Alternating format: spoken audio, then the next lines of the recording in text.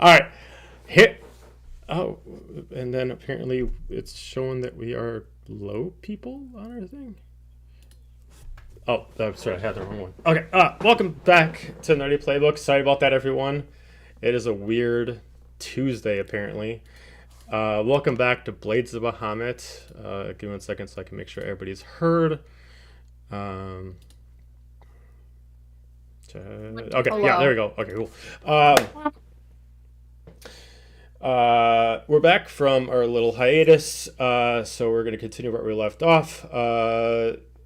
Ben, if you want to kind of do your thing, go for it. Hi, my name is Ben. It's nice to meet you. I like long walks on the beach. Hi, Ben. No, Hi, so Ben. this month we... Not high enough yet. Anyway, no, so we are doing Extra Life for this month, and this month, I realize it's December now. But, so Extra Life is a charity fundraiser in which people raise money for the Children's Miracle Network, play games for 24 hours straight. So we are raising money currently for Lurie's Children's Hospital in downtown Chicago. They do wonderful things for just born to 18. We will be playing on December 16th, and you guys can punish me even further by donating money and helping me stay awake for 24 hours straight and go insane, because that's generally what happens by about hour 21.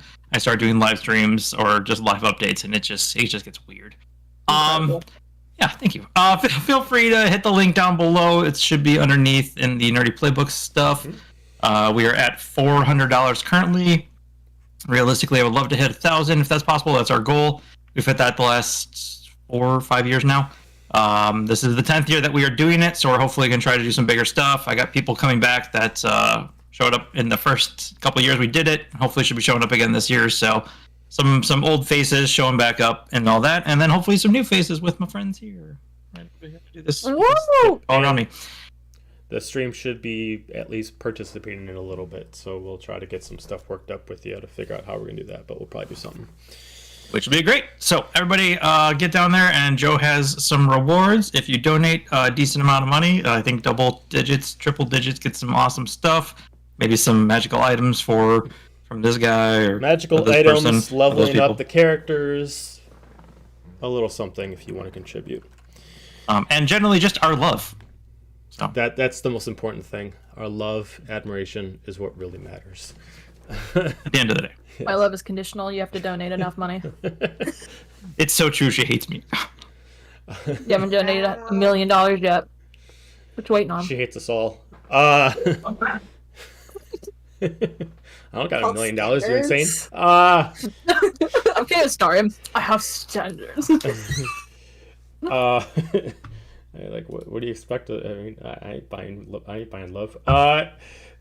In 2 weeks, on the 19th and 20th, the campaigns themselves will go into a magical Christmas world. So if you want to do our Christmas, not one-shots, but actually Christmas universe within the Aberrant Realm, Tuesday and Thursday in 2 weeks will be our Christmas episodes. Check them out. They'll actually link up together between Wednesday and Tuesday. I think that's pretty much it. Let's go into the intro.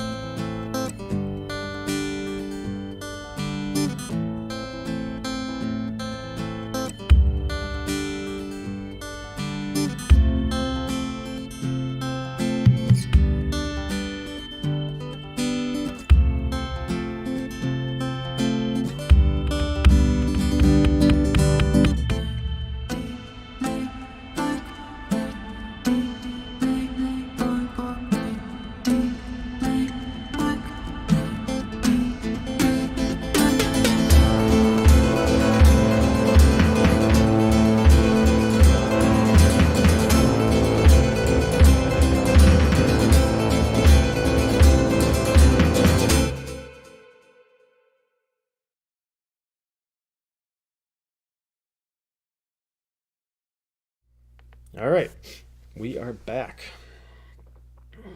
So, I just want to make sure I'm being heard correctly because it looks like my equalizer is completely off.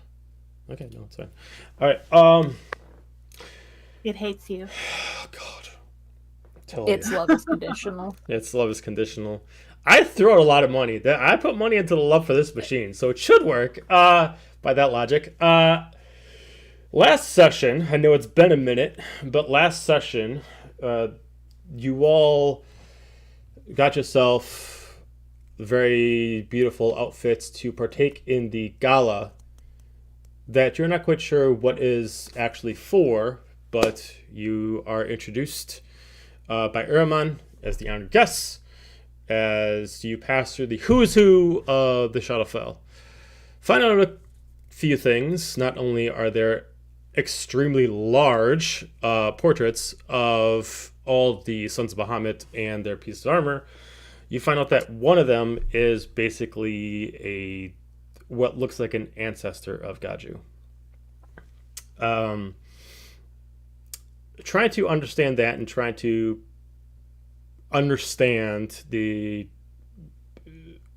confusion, the lady of the house was introduced. And after some time, wondering who she is, and do you have to meet this step grandmother and try to be friends? You eventually met up and found out that she's actually your mother resurrected in disguise, but she's actually being controlled by a creature taking hold of her. And you had to fight her in her world to free the creature from her, but unfortunately the creature escaped within the bowels of the castle itself. Through the process, a couple things of development happen. First off, obviously Daphne is free from the corruption. Two, and much more important, as far as what's going to happen right now, is Zephania picked war for her choice.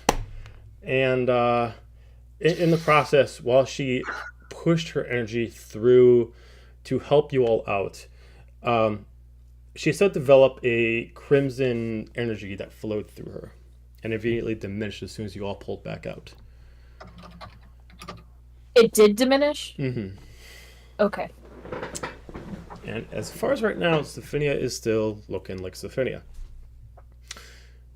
You're back in the room once again. All of you are back into the regular state, no longer in this dreamland into Daphne's subconscious. After she spends several minutes acting as if her whole body has pins and needles, as she has not felt her own body in years. As if like your whole body fell asleep and everything is just pins and needles. Not comfy. But after so long, she hugs Dahlia. And that's pretty much where we left off. So it's about 10 minutes after you guys have been freed and freeing her from the creature. She is now fully focused after giving you a big hug. But mostly is sitting down in a chair due to walking is quite difficult for her right now. Simple movements are painful, almost like somebody coming back from physical therapy. It's going to take a little bit for her to readjust to her, realistically, her own body. But you're all in the room, in the parlor. Door's still closed, and you assume you still have your privacy.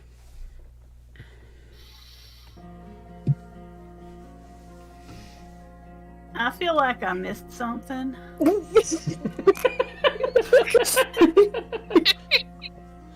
What happened? Just a bit. Poor Dira. If I could have thought anything, I would have gone in there with you guys, but I couldn't think of anything. That's not my girl's area.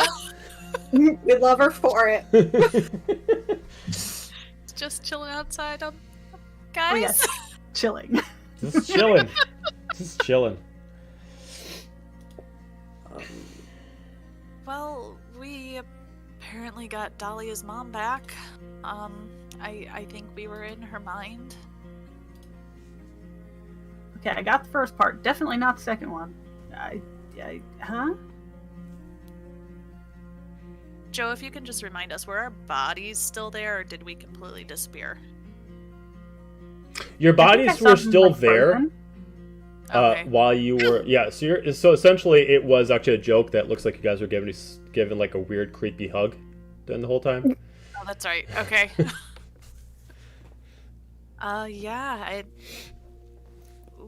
we didn't see what we saw out here. I think we saw it inside her mind, and we fought to free her. Well, I'm glad you succeeded. I just wish I could have caught that whatever it was before it You saw the bug? Did you step on it? grew. It wasn't a bug. It was like a flat version of her, and it just went through the wall. I tried Like to a catch it. Shadow? It just was not expected. Well, sort of, but it was like, it wasn't just like an outline, like a shadow, but it was like her, but not all there. And like if you had a picture of her and it got up and moved, and then it went through the wall over there. Dahlia, I maybe was- we shouldn't leave your mom alone. I probably should have caught it, but it was a little bit of a shock.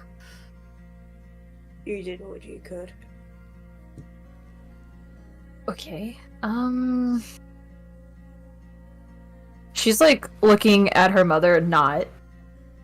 It's like not processing, I guess. Okay, we'll tell Silic. We guess we need to go get him now. It might, if it's gonna, is it gonna go after him? I don't know. Maybe. But he should know your mama's. Hi.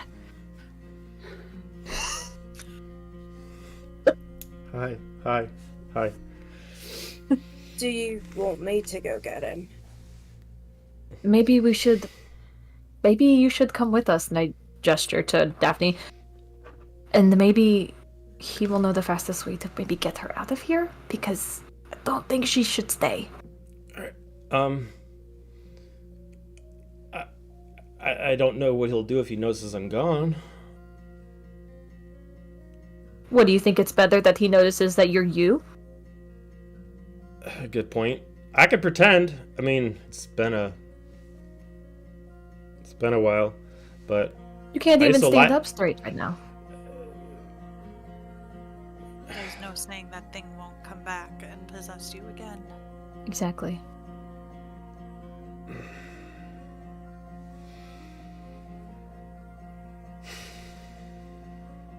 Will it draw any eyes if we just go up to the rooms for an hour well, and tell them maybe you want to go see Silic? Also, she's safe under protection from evil and good for I mean, for 10 minutes from when I pet cast it. I can go wherever I want, as long as I stay within the confines of the castle. I mean, Aramon can't do anything about it. Is If we don't want people knowing she's with us, she can borrow my cloak. It'll turn her invisible, at least while we walk upstairs. I mean, I appreciate it, but I can just put my mask back on.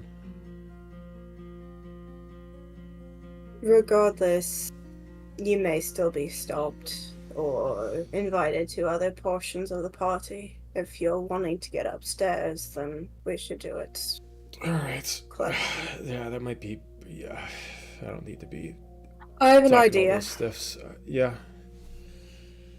Why don't you all go upstairs, go get Silic, at least catch him up to speed. I can disguise myself as a personal guard and I can lead her up there. Tell other guests of the party that she is needed elsewhere and that she will return at a later time. That way nothing looks inconspicuous and we can get past the guards outside. Bad. it's a good plan. Oh, We okay. should go then.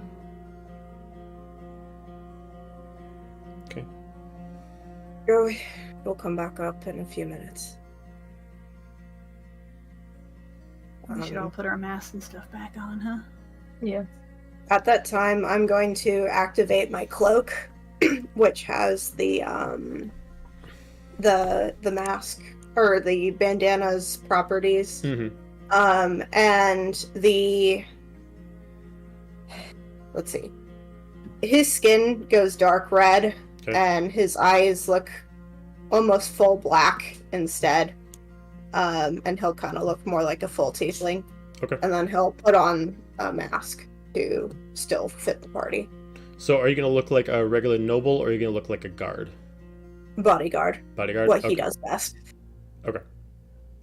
So the actual guards here, just for illustration purposes, are mostly showing no skin. Their armor is full plate, helm. Okay. If they are tieflings, their horns actually are not guarded, and they obviously poke through the actual armor.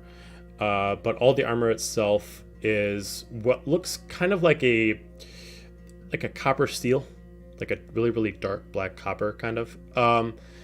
And yeah, other than like a couple fingernails kind of poking through, and depending on if you choose to be hoofed or not, most of the extremities, the end points are what exposed. Other than that, the only things you're allowed to show off are your eyes, but you can recreate that and then turn into one of the actual guards.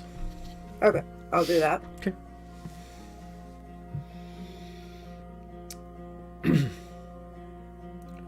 All right, you transform into one of the guards. How long are you going to wait until after we leave? Give it 5 minutes. Seems like a decent enough time to take care of business in here. Taking care of business. I mean, I would assume, based off of Gaiji's previous experience in Nelithir, that would kind of be like a standard how things are run. Military. Don't matter where it is. If anything happens, psychic whispers. I look to everyone. All right, we'll meet you up there. And she starts to head out. Okay. So, Gaju, you're by yourself. Everyone decides to follow. Everyone sticks in a group to go head upstairs. I'm with Daphne. You're with Daphne. Okay. Yeah. Okay. All right. So Daphne, just to make sure I got everything, and Daphne is cloaked, like invisible. No, they're going to, correct me if I'm wrong, they're going to he's going to pose as a bodyguard to be like, oh, she can't talk right now, she's needed elsewhere, and we're going ahead to not raise suspicions. So people see us down there? Yes, people don't see us with her. So she'll be disguised as the lady. Okay, Alright, so she puts her mask back on. Are you able to walk? Yeah, just do me a favor. You can't look like you're holding me, but I'm just gonna kind of lean on you a little bit. As she just it looks like she's getting used to like her own muscle strength. But she's kind of like, she wraps her, kind of like her capelet around her a little bit, so it makes it look like she's not leaning. And trying to do the best she can to kind of put up her own kind of little disguise to kind of just hide the weird movements. Okay. Okay. So, guys are going on ahead.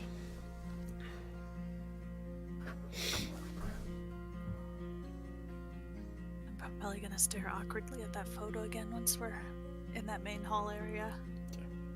And are you guys just going to the main hall? I think we're going straight. Yeah, we're going to Silic. We're going to go to Silic. Oh, I thought we were. Okay, never mind. Okay. So, make your way back in the center. No one really bothers to care where you guys are coming from or that you guys are even around. Eventually, as you guys are starting to make your way to the elevator, as you have to wait for it to drop back down, it's been used back and forth for other people to get to some of their rooms. Aramon's just like, a second. 1 second. Oh. He starts walking up. as he's shaking some hands. 1 second. The lady. Is she still upstairs? I haven't seen her. I didn't meet her. Oh. Well, that's odd.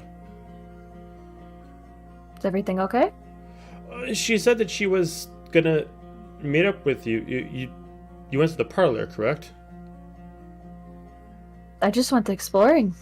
I mean, we did. We're gonna go back up to our rooms and Okay. speak with Silic and see if he doesn't want to come down. Okay. She's probably still in the parlor. I'll go find her there. No worries. Starts walking his way off the way. I may have seen her on the balcony. Which balcony? I just the one that me and Zephinio were on, which is probably not anywhere close to where he thinks she is, but... He's like confused, like there's no balcony that way. Give me a deception check.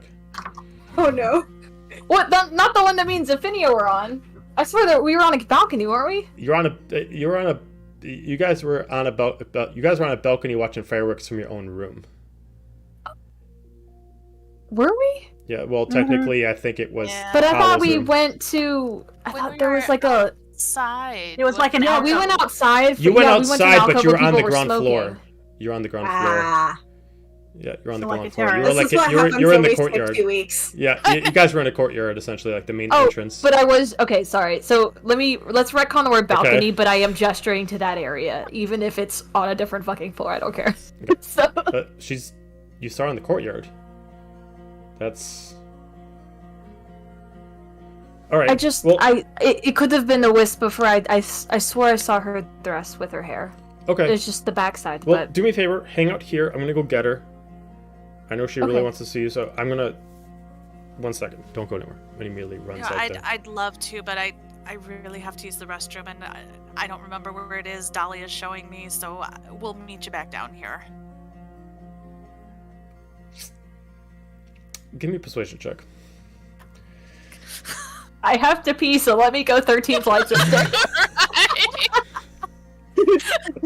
Let us remember the last time. What happened the last time It's we? gonna take a This- lot this of is- work to get it all For- off. for those of you who've my gone- own bathroom, thank you very much. For those of you who've gone to Dragon Con, you find a bathroom somewhere else. You don't go up the 13 plus floors to go to the bathroom. I got a 9. 9.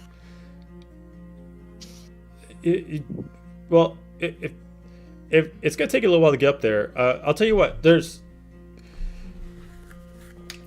He You know brings what over would one be of the better soldiers. is- I'll tell you what. There's a No. private facility over here.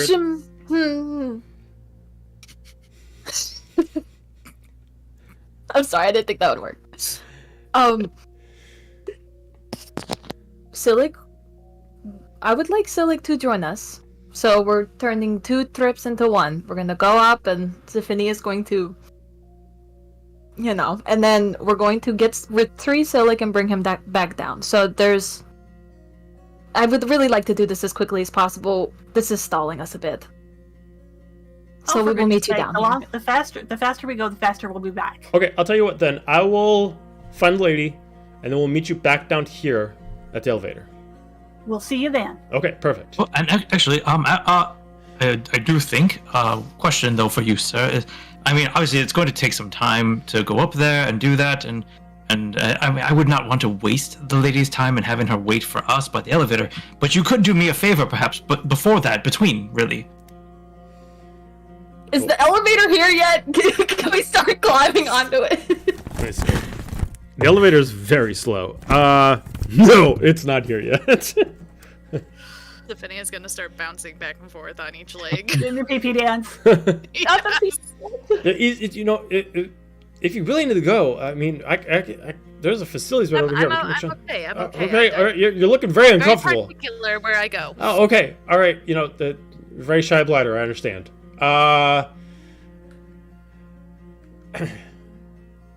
Apollo, were you gonna actually say it? Yeah, I was gonna say. You gonna say it? Yeah, no, he said that. No, he said that to him. Okay. He's just like, if there's a favor I could ask of you. Favor.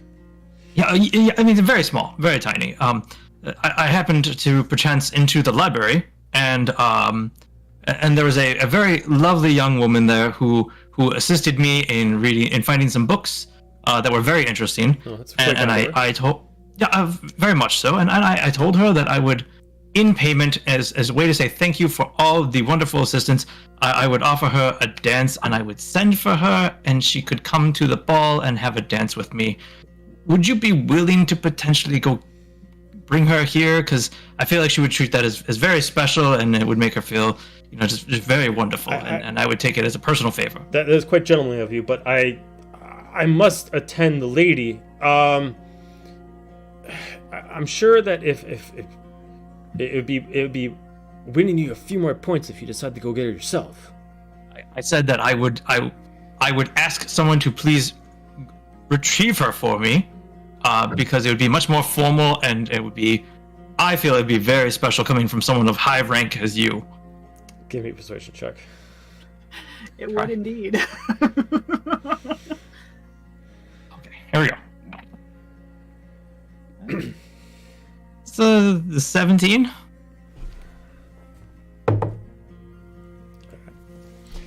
Like, all right. Brings over one of the soldiers. Go find the lady outside. Just tell her I'll be with her momentarily. Hades, I will go find your female Talia. acquaintance. Her name is Talia. Talia, perfect. I will go find Talia, and I will bring her out and make sure she's all ready for you. But you must not keep a lady waiting. Don't be upstairs for too long. Oh, I'm going to stay here, and then they'll go up and pee, and then I will be here. You are a gentleman and a scholar. I can't thank you enough. I'll tell you what, you owe me a game, and I'll make sure you even win. all right, we'll get another one tomorrow. Psychic whispers. You don't tell him that. Are you what? Just go. He thought we were all going immediately together. starts, That was like the point. making his way off, and he takes a couple of soldiers with him, heading towards the direction of the library. He'll be all right. He's been here for. Let's just go. Just head to stall. Just go. Go. It's fine. This was I a will meet you up there retrieval shortly. mission, and we're not retrieving. Elevator comes down at this point. I quickly pull the script that I copied of the planar shift, and I hand it to Dahlia, and I go. I take the scroll and I shuffle into the elevator. And I'd say then look this down is at actually it. multiple pages, just because the pages you would have to circumference a lot of it. It'd probably be like a 5 pages worth of stuff. That's fine. I just Yeah. fold it in half and hand it to her. Sure. Did you write a screenplay or something since you've been here? What is this? Just talk to Kaiju when he gets back with you. He'll know what it is. Will he? Yeah, because I mentioned to him what it was. Oh, right. Okay, that's right. Yeah. Alright. So, elevator going? comes down. Immediately, the gate opens as the half-elf inside. Are we going up? We are. And I We're about to have a grab bathroom Dahlia. emergency. We need to go. Immediately positions you all in there correctly. Please, he closes up the gate, immediately pulls up the lever as he recognizes you all and brings it all the way up to the top notch. As the pulleys re-engage, magnetize certain spots, as a counterweight goes down, it starts lifting. You hear click, click, click, click, as it keeps going up further and further and further, with no interruptions of any other floors. You do pass by some of the floors, so you do see some people waiting, but it looks like due to the higher floor gets priority, as you can like wave as you go by, kind of like that. And you can pass by some of the floors. After you have yourself probably about a good 5-ish minutes till you get up to the top floor. This is, by all intents and purposes, an original elevator. It's not going to go fast. Anything during that 5 minutes that you want to do, even if it's psychic whispers. I shove the scroll in my bra so no one looks at it and reads it. I don't trust this elf man. Half elf guy. Fair enough. Okay. So, about midway up is about the 5-minute point for Gaju and Daphne. She just kind of like leans up against you, but not enough weight, just kind of like has you as a safety. All right, lead on. In her head, before we start leaving, she's gonna hear Gaju's voice. Let's try to find a stairway, and then we'll get a separate elevator. I don't trust them to not follow us up. Of course you're gonna do psychic whispers. Oh, this is gonna suck. Sorry. All right. I'm sorry. It will be the last thing, hopefully. All right, my lady, let's go. All right, let's go. And she just kind of makes sure that the mask is floating on correctly, so the enchantment's working, and kind of quick looks in front of the mirror to make sure like the horns are quite aligned and everything like that, and then she starts following. Through the passage you're taking, there's not too many guards. It's not until you get to the main floor lobby that immediately people start grabbing attention. And you would see this Hades as immediately some of the crowd where they were just kind of just talking amongst each other. Now immediately see the lady of the house making her way with her guard on her side, as some people are going over there trying to grab immediate attention, as she just kind of puts her hands up. It's like almost like someone just getting away from the paparazzi, just like the lights are just kind of like in the eyes, kind of like that. Just like, I apologize. A few too much drinks. If y'all can give me just a little bit of time to freshen myself up. My guard's here. Just if you do not mind, I will be with you momentarily. Please carry on. There are plenty of drinks around. And she just kind of just whispers to you, just, oh, this is too many sounds.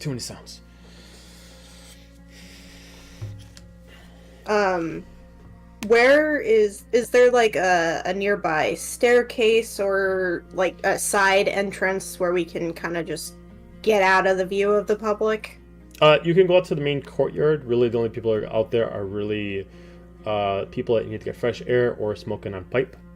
The only other spot you can really go is kind of the way you came, which was the second floor. But if you want to just hang out on the steps between the second floor and the first floor, it is pretty much privatized until you get in within like the top half is private, but once you get down in the bottom half, it's within eye shot of everybody within the actual gala room. As far as outside that, if you want to take the path that you and Hades took, that's through the hallways that went through like the staff entrance that eventually led to the library. You can go there, and obviously if she's with you, you're allowed to go in any rooms. You can take like one of the first rooms if you want. Just more of trying to find a more private staircase where she's not going to attract attention. Gotcha. More what I'm going for. So, but I assume like the staff entrances would have that? Mm-hmm. Yeah. Okay. In that case, I will start leading her in that direction. Okay. She follows through, just kind of... Eventually, you just kind of, every few seconds, you kind of get like a nudge, kind of like someone who's kind of having like a drunk walk. She's constantly trying to make sure that if she starts to fall, she just kind of nudges you a little bit, and if you kind of like push back, like lean her back up, and she's doing well, but you could definitely tell the muscles are still kind of a little bit atrophied, and she's trying to do the best she can. As she's like walking, you can eventually see like her, she can't even like, control the muscles in her tail. As when you met her first, her tail was kind of like lifted off the ground and never touched. Now it's kind of dragging like a wet towel. Okay. How long is it going to take us to any of those like staircases or The first one, not 2 minutes. Okay. I guess I will try to get her into the staircase. Is there like a door or anything that closes? Yeah, I mean, if you just want to take like one of the rooms where the staircase leads down to, there's like each of them are small double doors that you can go in and out. And the first one you get into would be kind of like a kitchen staff prep room, like what you would usually see for like a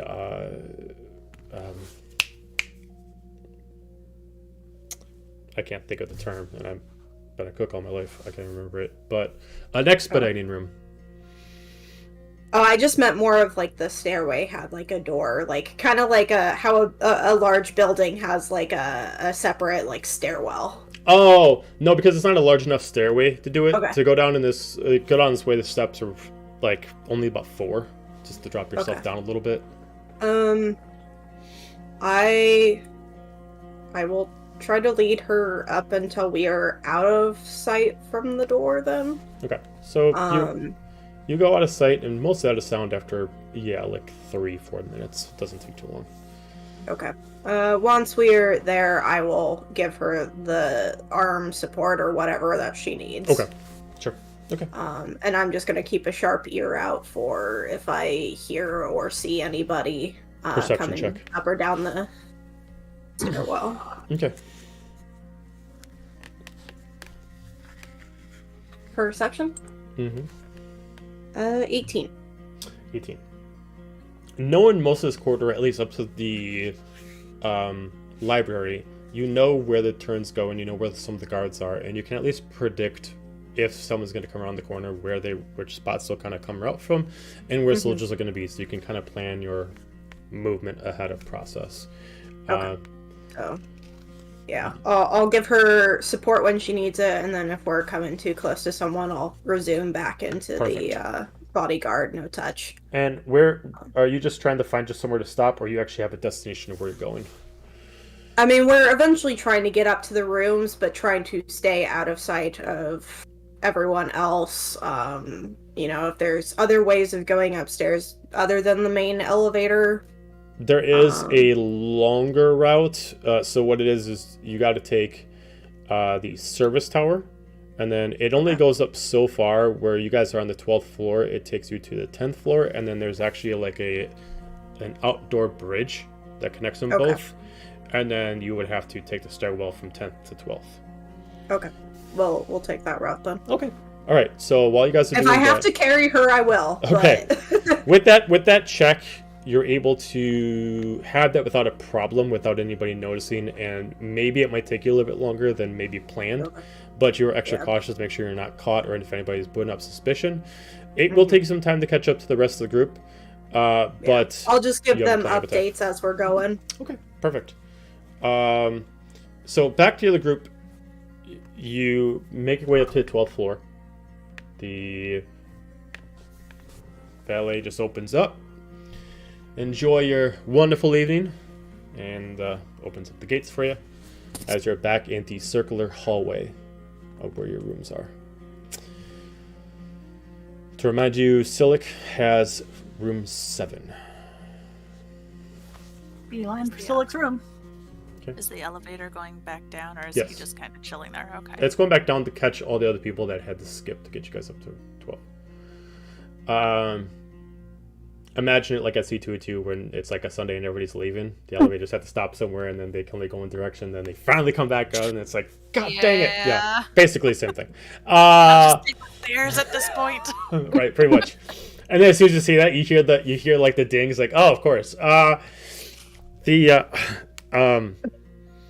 you head over to Silic's room. The door is currently locked. Knock, knock, knock. Wait a couple seconds. Who is it? It's us. Alright, 1 second. Gets up. Kind of hears him moving around. A couple pins unlocking. Opens up the door. Oof. All of you. Almost. You're not gonna like this. Fuck. Come on. Come in. As you can see, they were currently... You're not quite sure what they were doing, but it just looks like they just got a couple candlelights out and they were sitting at a table, but there's like no food. And the imagination goes where it wants to go. In space. But And awkwardly in the corner, just. Mealy kind of pulls out some drinks, puts them on the table. Alright, as he sits down at the table. What's going on? Maybe What- we should bring her to our... Just tell him. Tell me what? What was that? Just get it over with. They can't get any worse. You'd Oh, be I really surprised. wish you didn't say that.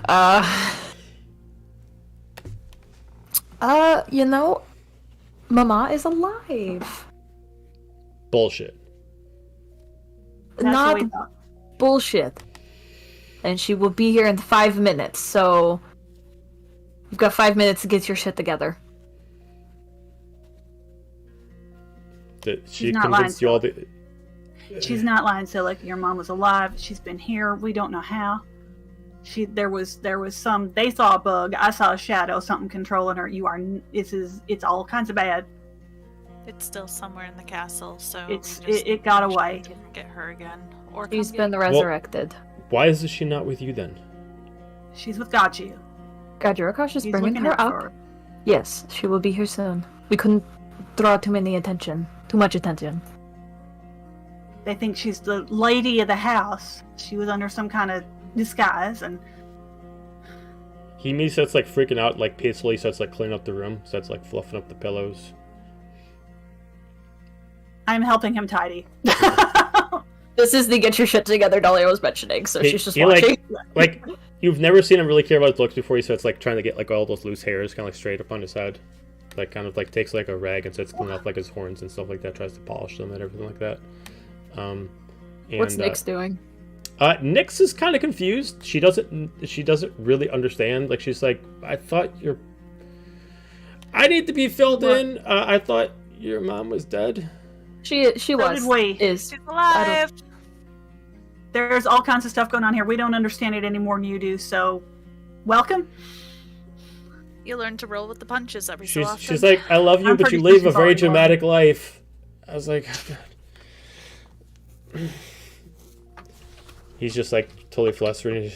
He's trying to move around, clean up as best he can. You're marrying into this, just giving you. This is it. Welcome. Just tries to put on his coat, try to clean up himself as much as possible. So you look fine. She's just gonna be happy to see you no matter what. Kind of like looks at like a timepiece. You said 5 minutes, right? They were gonna follow us after 5. She immediately comes over by and tries to calm him down. It's a lot of emotions right now. I don't know what to do. It's alright. Just breathe.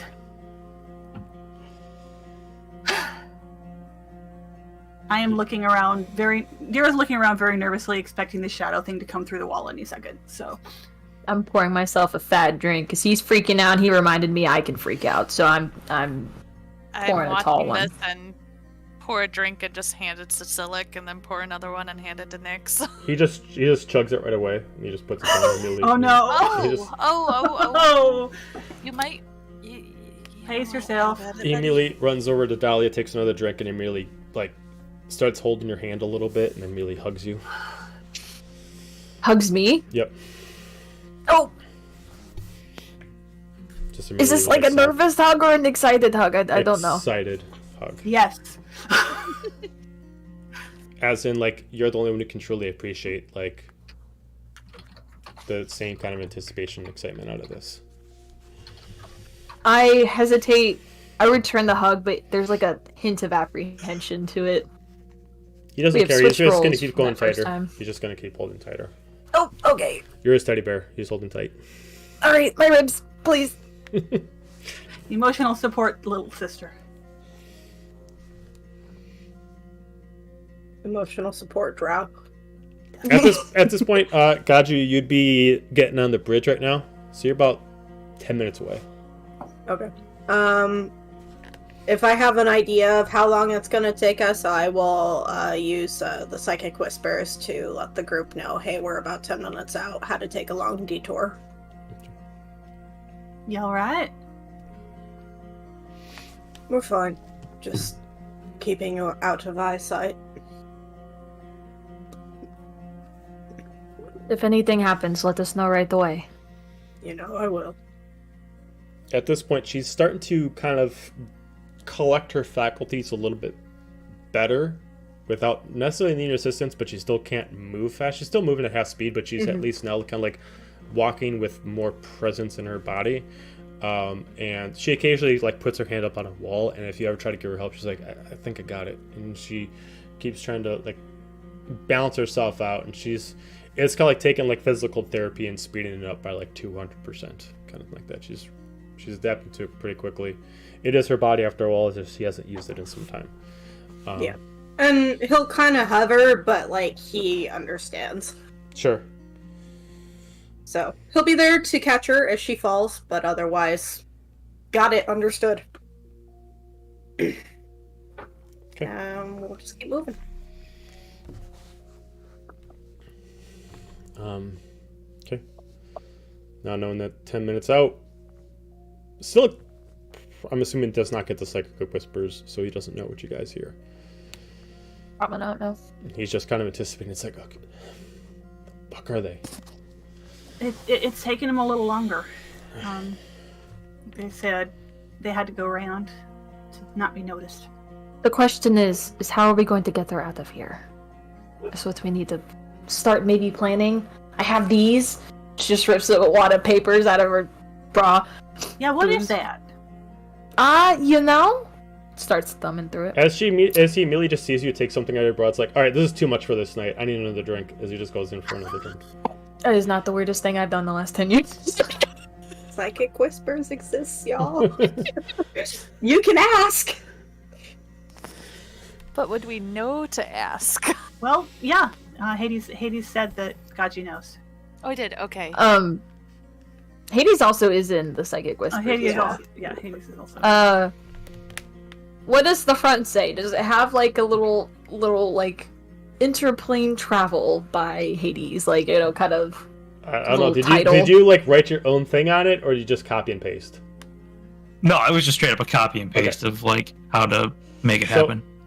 Dahlia, you can give me Arcana check. The DC is going to be incredibly high, but you can give me Arcana check to even decipher anything about this. I you can- love that from you. Let's go. That's an incredible 14. Yeah, you can't make heads or tails of this. I mean, there's like 5+ pages of not even really words. It's a lot of symbols. You can assume that like some of them are ingredients that are required. Maybe some twigs of something in here, but they look very specific, like what kind of twigs you need. You can assume that there's eventually like a diamond that gets included, but other than that, you do not understand anything out here. Psychic whispers time. What is this? Hades. Oh, yes. That is for lack of a better term, a planar shift spell. I can get us home? Well, if somebody can cast it, yes. It was kind of a plan C option if necessary. And you didn't give yourself enough time to actually research what you actually copied down, so you don't actually you haven't taken the time to truly think about it, of like if you actually have these components on you or not, but you took enough time to at least copy it. So he'll just kind of follow up with like, I'm not sure exactly if it will work or how it will work, but have an option if I have some time to look at it or figure it out. Okay. Better than. Yes, good. This is excellent.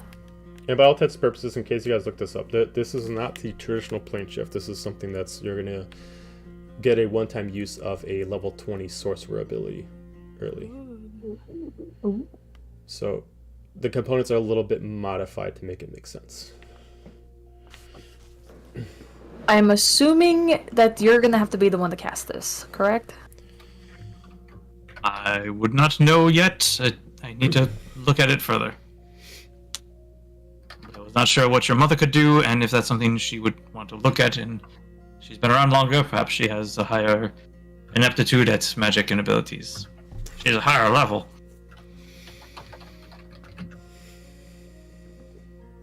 Okay, are you going to sneak your way upstairs soon? Yes, as soon as my ruse happens. At this point, you immediately see Aramon walking in with what looks like a beautiful, very much the she's all that kind of thing, glasses off, hair did. 90s special. Oh my god. It's got some montage music playing in the background, immediately coming out. She's so lovely. As you immediately see, you recognize her, and obviously it's not like the Clark Kent experience, but you definitely get the she's definitely put some effort into. She's got the long ball gown dress, but it blacks and reds and bronzes to match the overall aesthetic. Whether or not she already had this or she had to spend a pretty penny to quick get someone to make it for real fast, you do not know. But she does look, if you didn't already meet her, she looked like she would belong here with her specific hairstyle and her decorum. As she immediately walks up, immediately sees you and she kind of just like looks down. She just kind of has the head down and eyes looking at you, very blushfully staring in your direction. I will psychic whisper back and just be like, I must attend to something very quickly, but I will be up shortly. And as they come walking in, I don't know if he's going to announce her or not, but I will very gracefully fly up and then very lightly land next to her. And if she's still looking down, I'll do the hand under the chin to tip it up and look at her and be like, "You look stunning, my dear." Don't you dare break her heart. I can't hold a candle to you, good sir. I think it is I who pales in comparison, but I believe I owe you a dance. As immediately Aramon just looks, I believe my business is done here. I will resume my activities. As he immediately bows in front of you and immediately looks towards the band as he immediately just kind of does a 1, 2, 1 as they immediately stop their music and they start playing more of like a waltz. He will nod back to him and be like, "Still owe you that game then." And he'll take her hand. Okay. She follows. No dance! I want you to give me a performance check, please. I love I this had a nickel. crisis going on, and Hades is like, "But first, I must dance." First, we dance. And then we deal. Oh no. That's a nat 20. Of course it is. Or a 25. Of course. Little Rizzler. Of course, because when it comes to either burning people alive or charming the ladies, Hades got the good rolls. Thank you, Dice. He's got the goods. As it after you're put on the you don't even know how you're doing as good as you are. It's just the music is working with you. You're getting into the rhythm. You're just dancing. It is getting so good. This is like a movie where immediately the rest of the crowd notices your moves and they start moving back as the lights are focused on you two, and you two are the ones that are dancing in there as they're just watching and they're just thinking that it's following the same questions that were happening before of is that his nephew? They're kind of putting up a couple questions. But I even as we're dancing, I start gliding up. We're floating. It's a thing. Wow! All right. It's a thing. We're gonna do this right. Near the end of the song, as the notes start to mellow themselves out, she gets pulled in by the charisma of the moment, and she immediately pulls in. She closes her eyes and gets in for the 70%, expecting to go in for the 30. All right. Hades will do it. Okay. I'll go in. This would be Somewhere the in the moment back of his mind, hears Apollo go. Yes, if it was modern day, flashes of cameras would be just taken all over the place. Proof of the night. As the magical moment that she sees it eventually slows itself down as the song changes. As the party reassembles and it goes back to still a waltz, but less of a more romantic and more of a common two-step. She just looks at you as she holds your hands and looks up. That was lovely, thank you. Pleasure was all mine. She holds tight, not letting you go. Damn my charismatic sexiness. Natural 20, she ain't going anywhere, and she ain't let you go anywhere either. He will,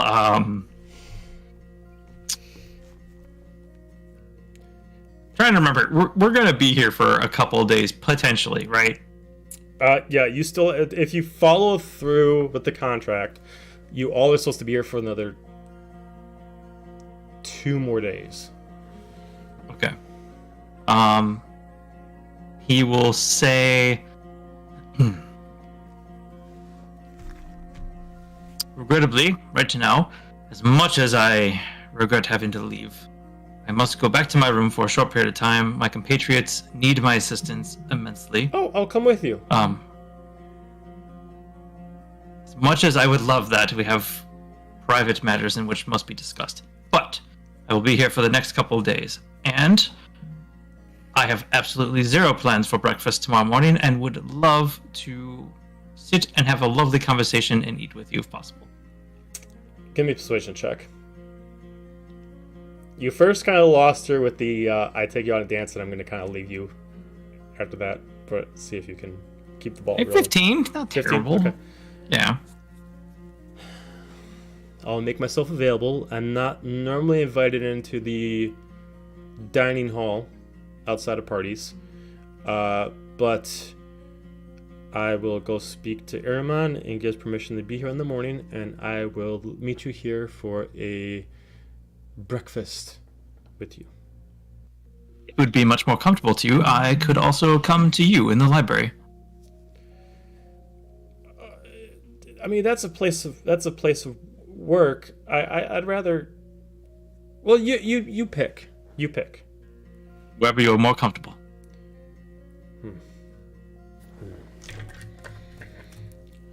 Odds, library, evens, dining. I mean, it could be somewhere totally unrelated to those places too. I don't. Odds. She's like, all right. Well, how about we meet at the library and we figure out from there. Sounds wonderful. I look forward to the morrow. She immediately just curtsies towards you. Good morrow. He'll take her hand, like kiss it one last time, and like give her the smolder smirk, and then about face and head for the elevator. She, as soon as you walk away, she holds on and she pulls you in for a very aggressive kiss. I kissed her, but then I'm like, I don't like fast women, and I kiss her back. She tries to pull off like, I'm gonna leave you with a little something to remember me by. Oh. And then she Make There's just the tail more. joke. she tries to pull off the hoping that you look at her as she walks away very confidently. Kind of. He walk. does. I hope she does look back because he's doing it specifically to make it very obvious that he is looking. If he picked up on that. Okay.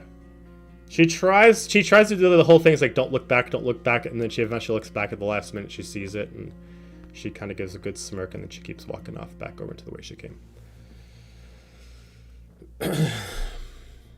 At this point, Gaju, you are on the 12th floor. Room 7, the door is open.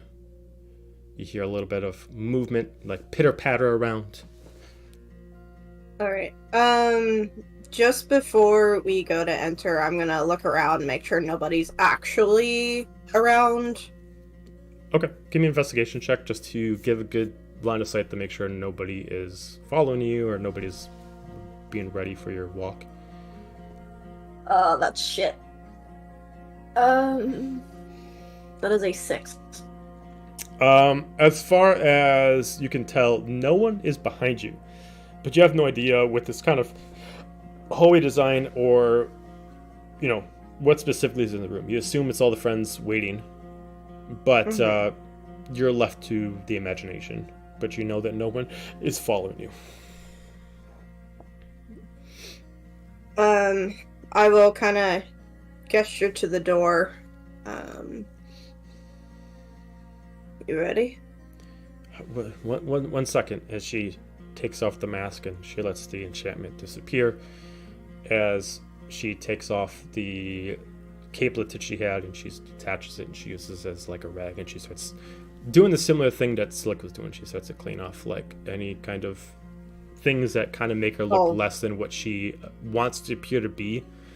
And she takes off what she assumes is a little bit of gaudy makeup and she tries to clean off a little bit to a reflection that's in the area. She's like, I'll kind of help her out a little. Okay. She's trying to look less like a noble and more just like the mom. Mm-hmm.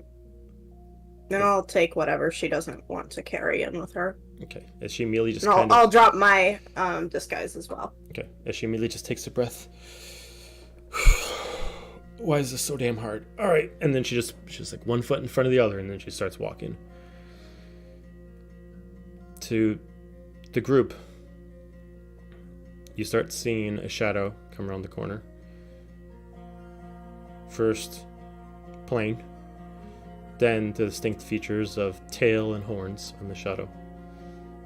And coming in through the dim light around the corner, you see the ever so familiar blue tiefling stand within the doorway. Opening her mouth, but no words coming out as she looks at both of you.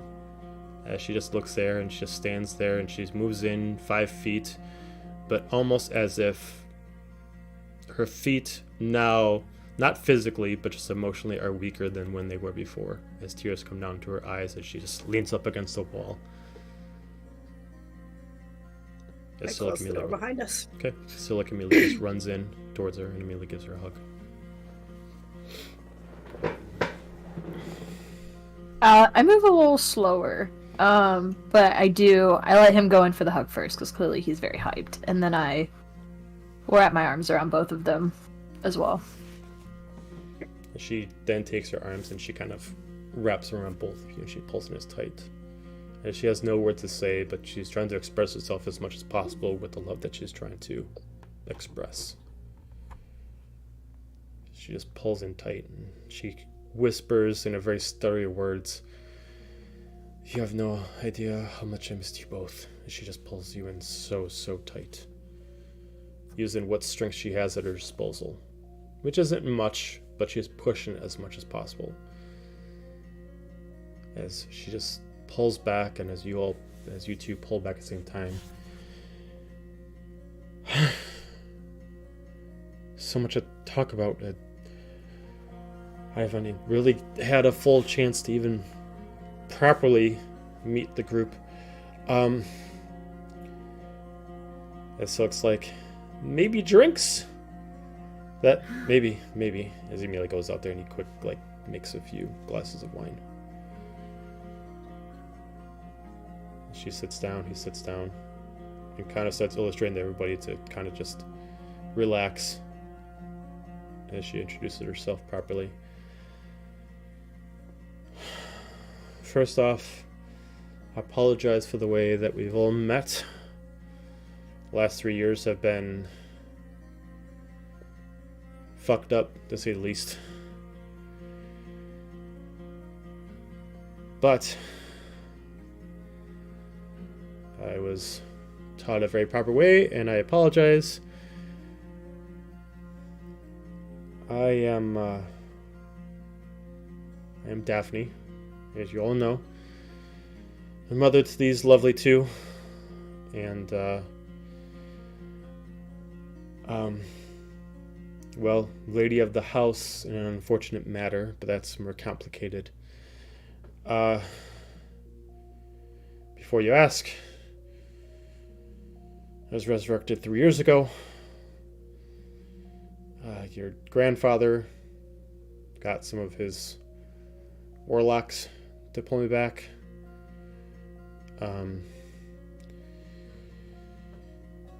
I know that they broke into the Erebus Kingdom to get my body. Ever since then, I have been in the better term, I can't think of it, in servitude due to the parasite that lived within me. But I do not remember how I got it, whether or not your grandfather gave it to me or if it was before. I do not recall the beginning of it. Most of it's a blur. But she takes like another breath. I know that with it, your grandfather expects that I am obedient, and he also, well, up until a few days ago, he was content with me being here, and he stopped looking for, as she looks at Dahlia, well, you. now you're here, and I'm curious with the outcome. She takes a big swig of her wine. We stumbled upon him in Kieran's Gap. He torched the whole town over a sword. He's done more for less, I assure you.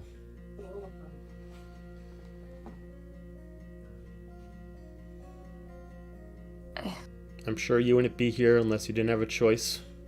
I don't know your reasons for being here, but I am He glad took that our you are. friend, and we needed to get our friend back. And then Oh. we found you. But Who's we he? made the bargain, and all of us should be leaving in 3 days. So we just need to now figure out how to get you out of here safely. About that, I probably shouldn't go. What are you talking about? Of course you're going. You're not staying here. Well, what is it gonna do if I'm gone? What is he I'm gonna do gonna- if you're here? I mean, by all intents and purposes, if I keep up the charade, it'll be fine. Maybe afterwards, as you're all leaving, I can follow with, but leaving earlier, he's a very, very smart man. He's gonna assume that there's no such thing as a coincidence with your return and my exit, would only bring up the proper math. Me exiting before your departure would not, in my opinion, be the smartest route. As she looks at Silic and just kind of holds his hand. You understand. Just kind of like looks down with shame. She can't go yet. Don't know what he'll do if she leaves and we're still here. How do we know he Dahlia? doesn't already know with whatever escaped from her? Yeah, about that, and this is Silic speaking. What the hell happened?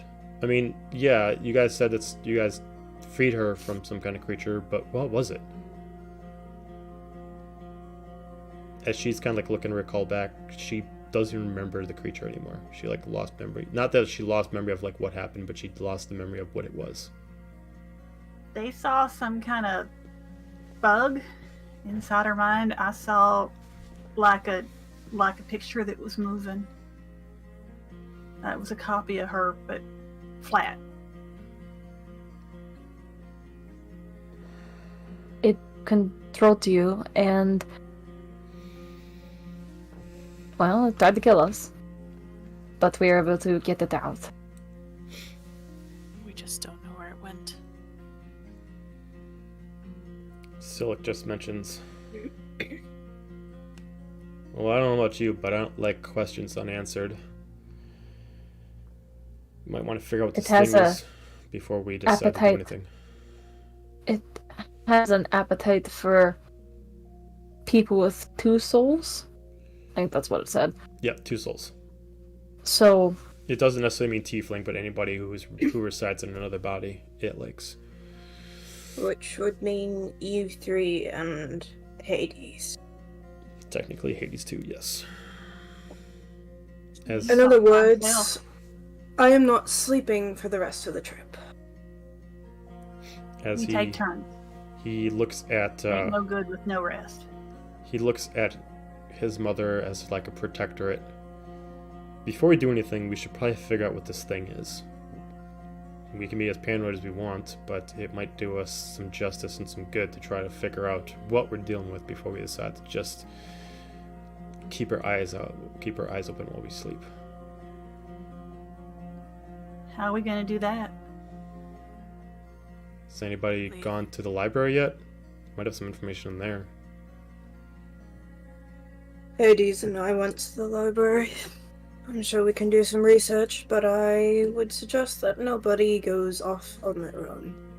I mean, you're not wrong. There's a back room to the library. Keeps all of his warlock's prized possessions and darker spells. If this is something that he created and wasn't something that just entered into the castle, there should be some information in there. Assumingly that he created it, or at least one of his men created it. Outside of that, the only thing I could think of is going through his own private records would have to mean to going into his office. Well, Apparently he's out of town. Is that true? She looks and she's like, I know he had to leave for something. He said he was going to get back before the end of the party.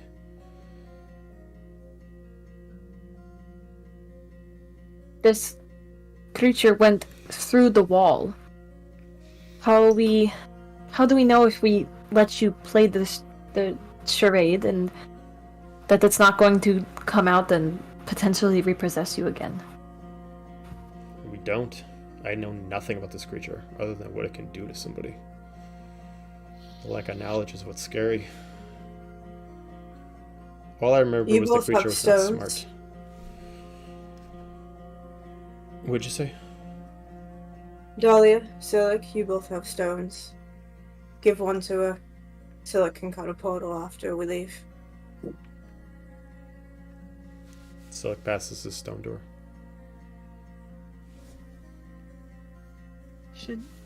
Should we get Hades up here? Rest our soul, he was still waiting. About this point would be when you were leaving. Make my way to the elevator. By the time, as you're walking through the crowd, you're getting some like applause, like for your top marks of dance moves. My man! My man! Spider-Man 3. Hey.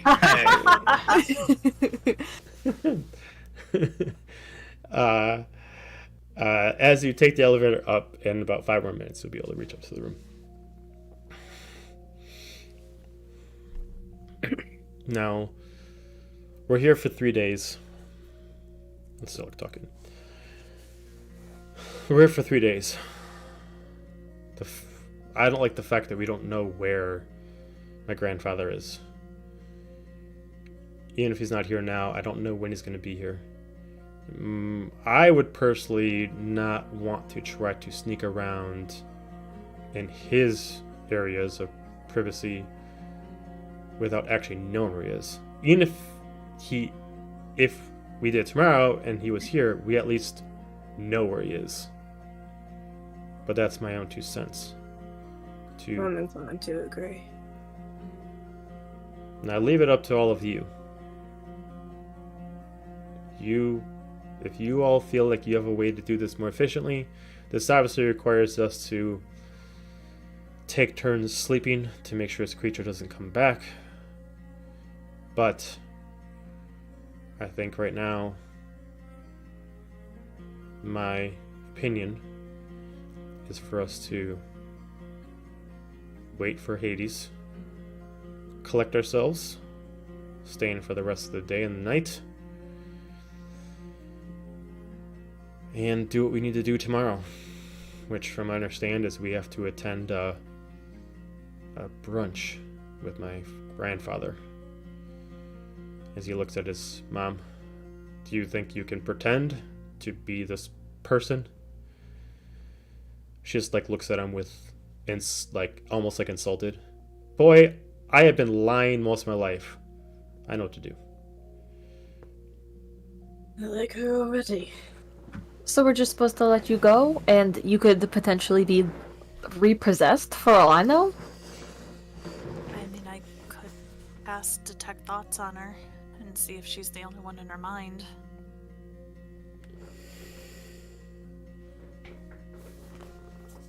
I mean, if we have to, but then what happens if you do become possessed again? I can protect before if I'm with her, but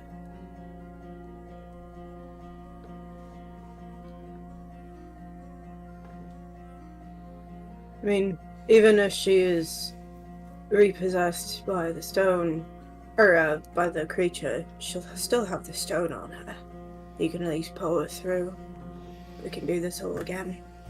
Let's see where she's at with Arcana. She's technically a level 16 warlock. She's not back to proper spell slots.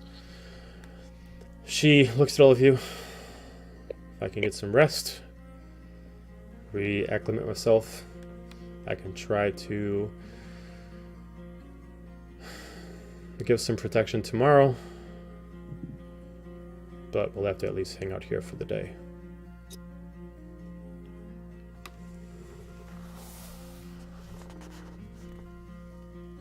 Like she's gonna stay in this room, or What she protection? suggests, Like what she's saying is she doesn't have her spell slots back.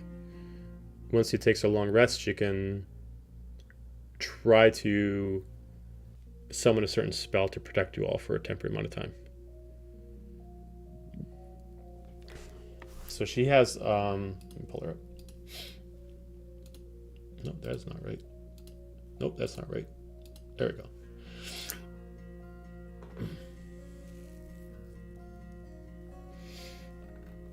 Where is she? Daphne. There we go. I mean,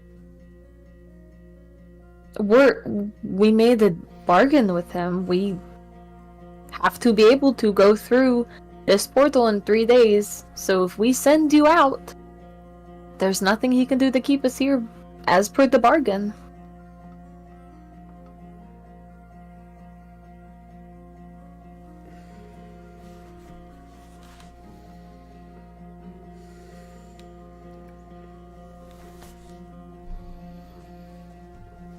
You do what you think is best.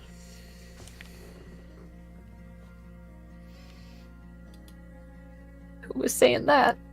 Daphne. Okay, I was like, Joe or Daphne? Daphne. You can certainly try. I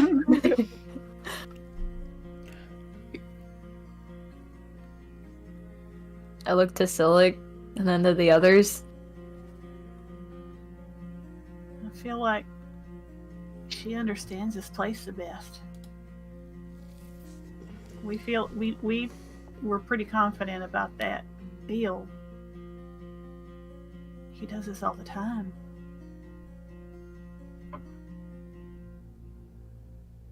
Are we sure there ain't nothing we missed?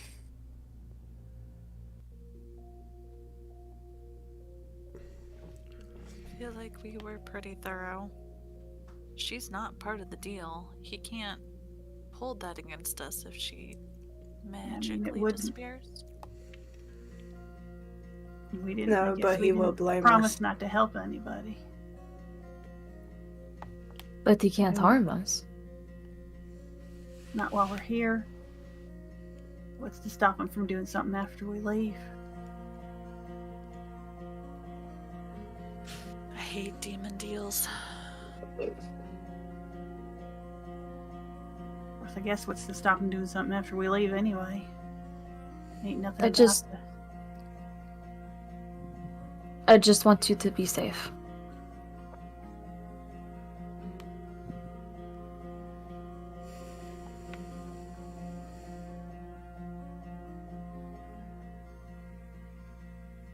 So if you think it's safer here,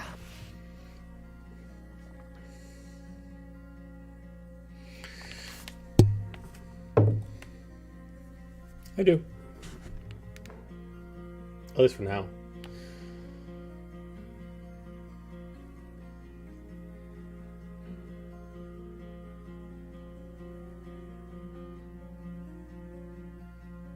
okay. She just puts her hands to the top of your hands. Look. Trust that I know what I'm doing. Yes, we don't know anything about the creature, but I'd like to assume that the creature probably acts like any other creature. It's probably licking its wounds. It probably isn't strong enough to do whatever it needs to do if it follows whatever laws of whatever the creatures it's probably part of. Even a dragon has to mend itself after a great battle.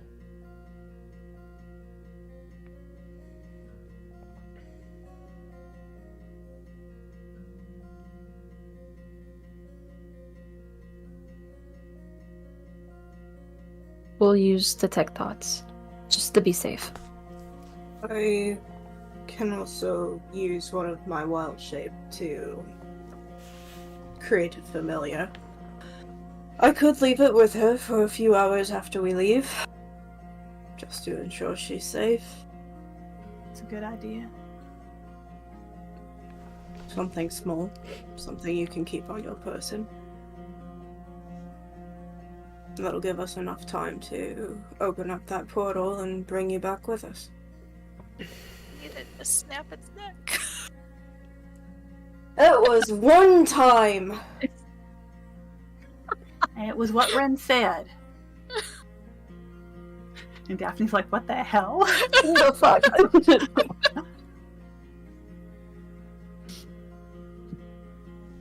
You're lucky I love you all.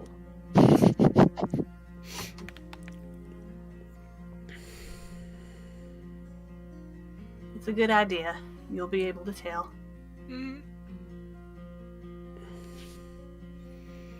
Okay.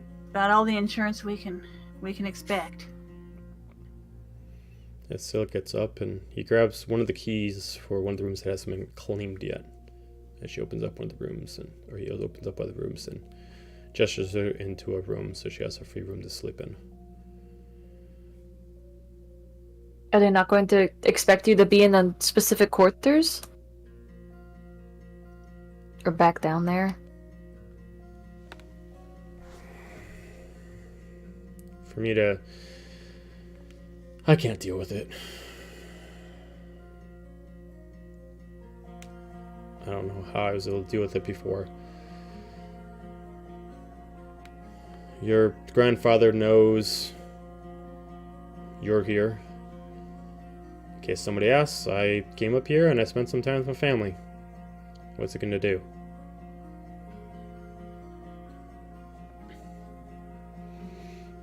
Okay.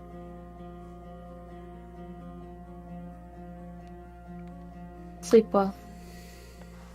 She just pulls you in and just gives you a kiss on the head as she starts walking back, and she really just like falls on the bed and just really passes out. Mood.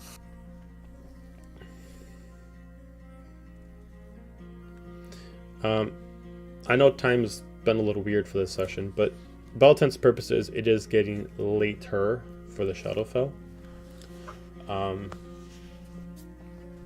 You can definitely tell that looking out any windows, many nobles are starting to leave.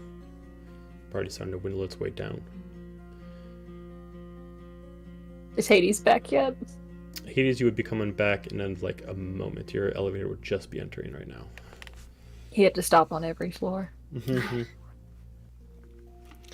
He's standing in the back like, come on. Now he's gotta pee. Yeah, you'd be up at this point. You'd be getting out at this point. Yeah, his door open. Sorry. Oh, go ahead. I cast detect thoughts just to make sure he's not possessed. Door opens. He's got his coat over his shoulder. He's like, possessed! What's up? He is acting very... Go ahead. Oh, no.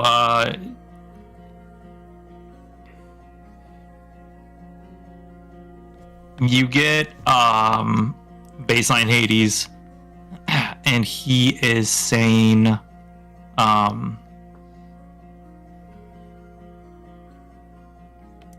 had to do... Yeah, kill everyone. Kill everyone uneducated. Books to everyone until they die. Fire for the kindling. No, he's just like, he actually just saying, I had to do what I had to do, and she was very lovely, and I could not hurt her feelings, and I needed to do what I needed to do. And you actually hear, I know you did. It's okay.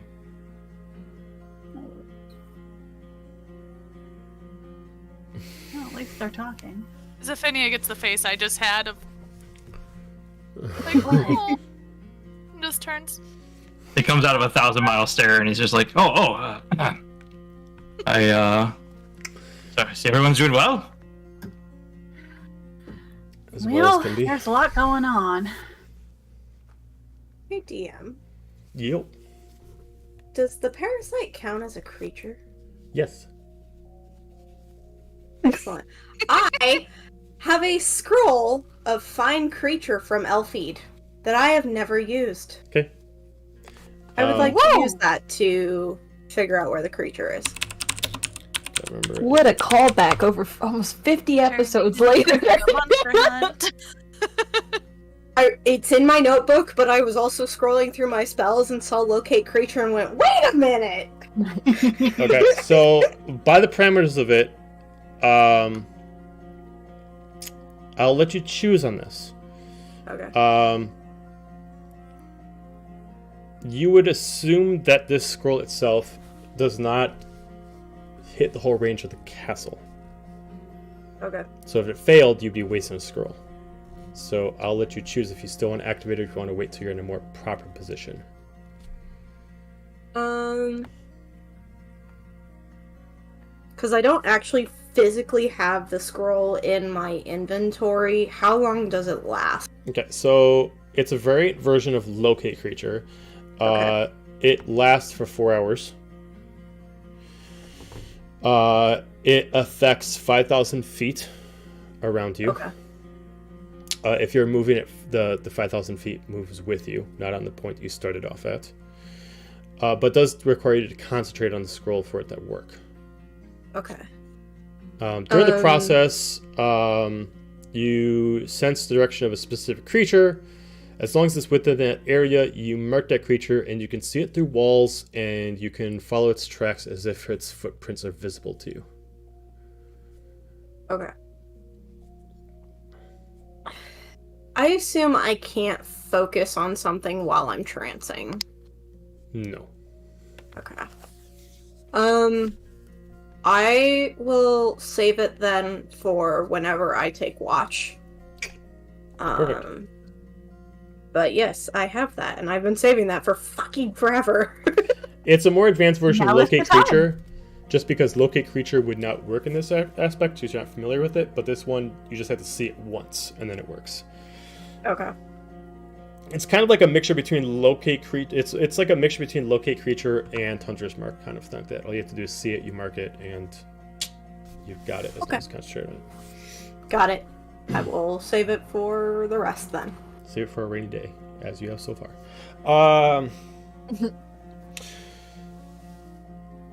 After about a few minutes worth of time, music starts to increase, louder than it was downstairs before. Drums that are raging so loud that you can actually feel the vibration up on the 12th floor. Music starting to go off.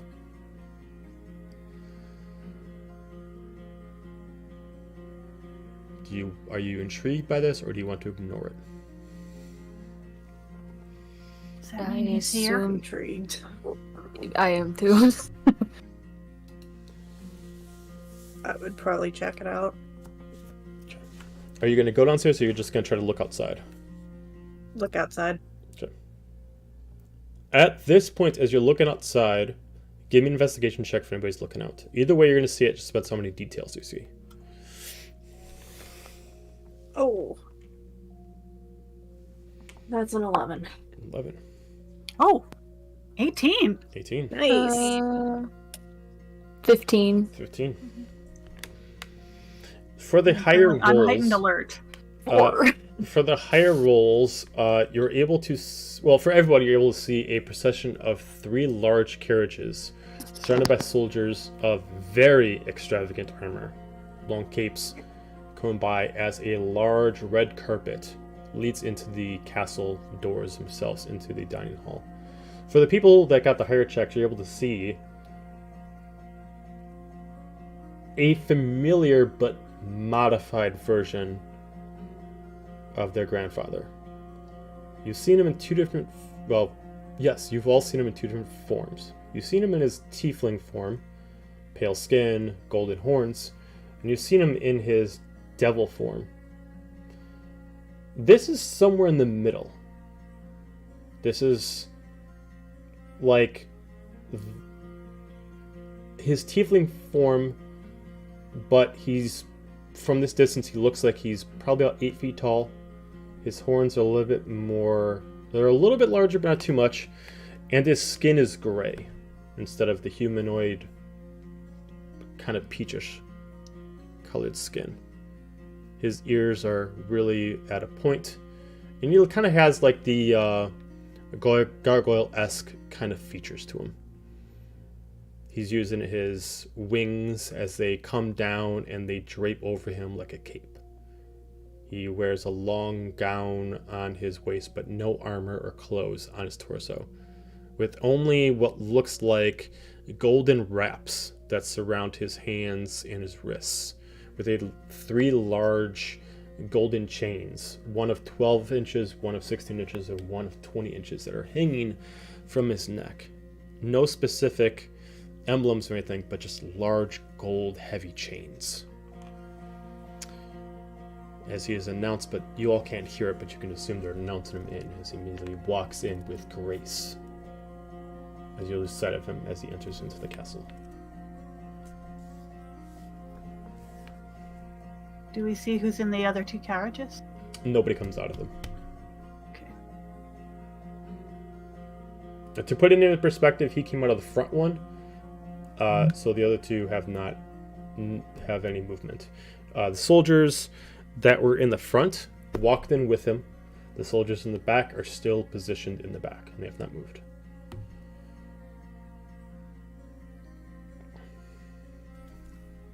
Do they look like someone's about to exit the carriage, or No one is getting ready to open up the doors.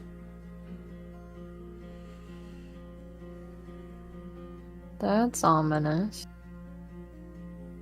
I will say that all the carriages are the same size, and due to his height in this form, it required quite a sturdy carriage for him to be in it, and they all are that kind of frame. Larger carriages for larger creatures. Carriages that normally, if a Goliath was a noble, they would need to use to get around.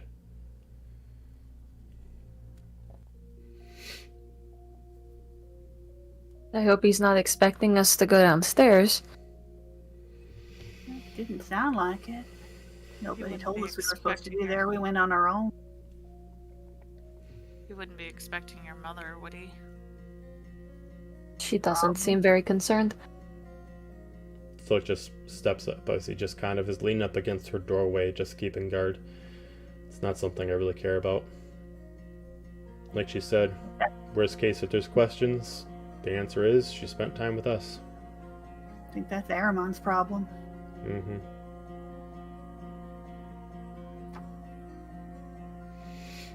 So I guess we turn in for the night? Or try to anyway? Not a bad idea. I'm going to stay down here, watch your room. As he looks at Nyx. If you want, go to sleep. I'm going to stay out here. I can take second watch. You need to get rest too. Alright. If there's need for another watch, call me. Well, are we all sleeping in the same room, or are we going to... He just I looks feel at like all we of you. If you want, we're already in here. Use my room. So he keeps the door open. I feel like we should stay together. Especially for those Thank who God for are at risk of being grabbed by the creature And and if hurt. I got them all, then I can... If I know it's there, I can try to protect them. It won't last very long, but maybe long enough to stop it. Assuming that you guys are going to stay in their room, Nyx starts preparing she has no idea what you guys fought, and you guys don't really have obviously there's no way to describe this creature. So she mixes up the most fucked up version of let's try to stop vampires from coming in, let's try to stop shadow creatures, let's just make some weird salt. And don't know if it's going to work, but I'm going to put in the effort, and she's going to put it in front of the door frame and the balcony frame for both their room and Daphne's room. Yeah. I just kind of nod to her. Can't hurt. She starts pulling out some stuff to make out some beds for everybody, assuming that everybody's going to be sleeping in their room. I will help her. Okay. You know, I know this is a lot more than you bargained for. But for what it's worth, I'm glad you came with us. She looks at you. Thank you. It's a lot, but I'm glad that I'm here for him, and I appreciate that. And I think it'd be harder for you if he came and you didn't know what was happening. So. yeah, well, I know it's a weird way to meet the family, but either way, at least I can understand some more. No offense, as she looks at Dahlia. No offense, as she looks at Dahlia. You guys live a very fucked up life. Tell me about it. Just pour myself another drink. Maybe we can make it a little bit less so once we get out of here. That would We be can the bring dream.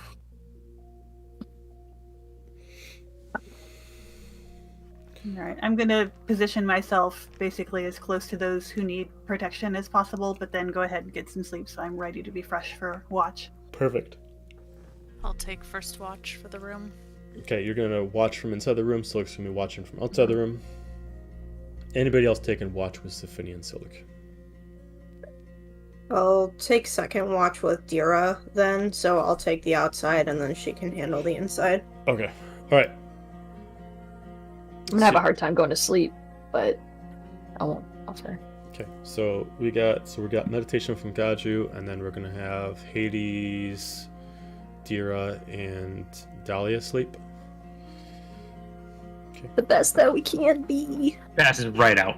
Okay. As you pass out with I'm glad someone's having a good time. with dreams of romance, love in the air.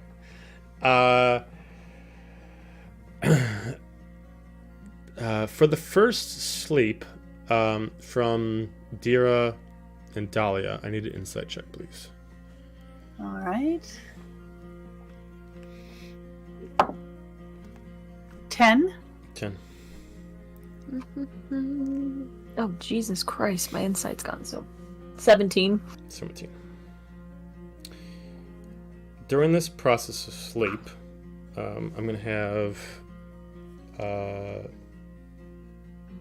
Stephania roll me a perception check. And I got rolling for Silic. Alright, he's got a 25, which is good.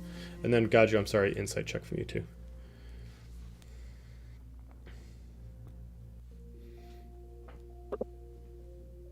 I'm gonna use a lucky point. Okay, 12. 12. Perception. Yeah, that was even worse. Okay, I got a 5.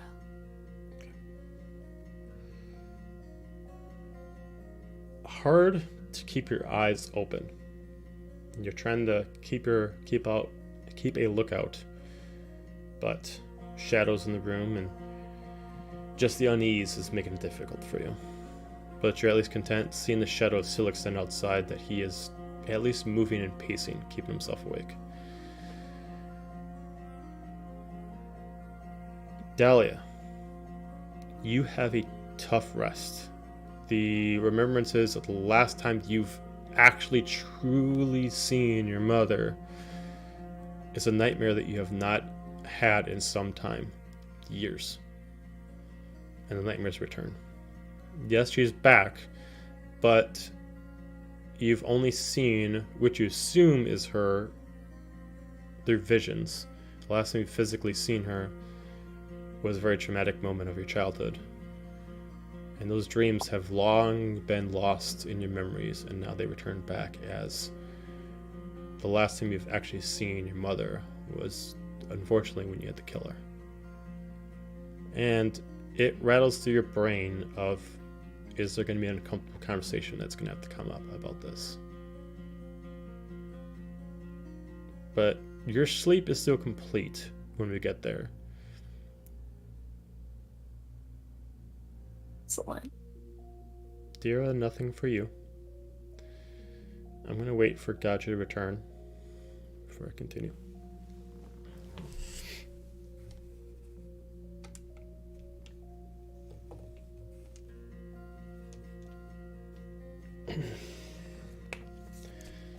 I'll tell you what, actually, why don't we take a 10-minute break?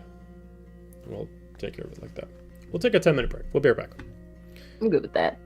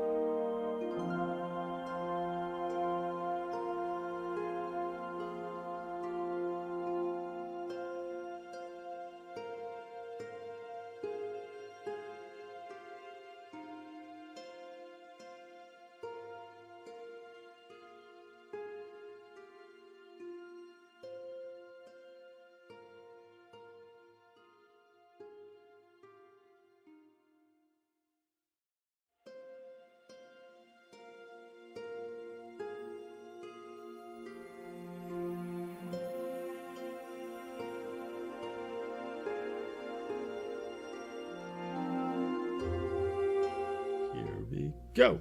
All right, back. Sure. As I mentioned for Dahlia's stream, Gaju.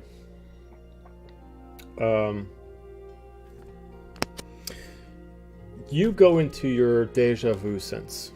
In this dream, it becomes very, very vivid. All the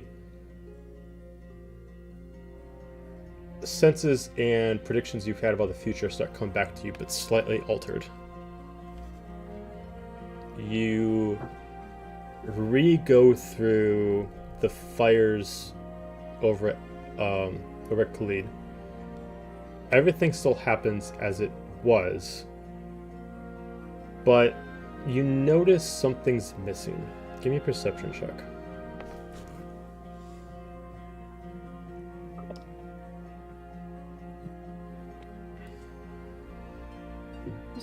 That is a 7.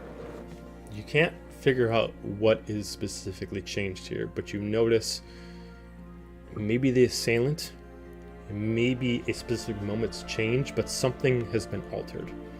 Then you get pulled from that moment. And then you get pushed into the war, where you guys see that you're some of the last ones remaining. And you remember that every time you saw this and the rest of the group saw it, eventually Zephynia exploded and immediately took off as the war stopped from there. In this, there's an obvious thing missing.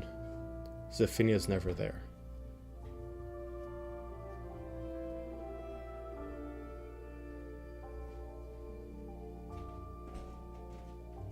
Other than that, your 4 hours pass by. You can hit your long rest button as you finish up your trance. Alright. Can I look at Zephynia? Is anything different about her? You can either give me a perception check or an insight check. They'll give you 2 different answers.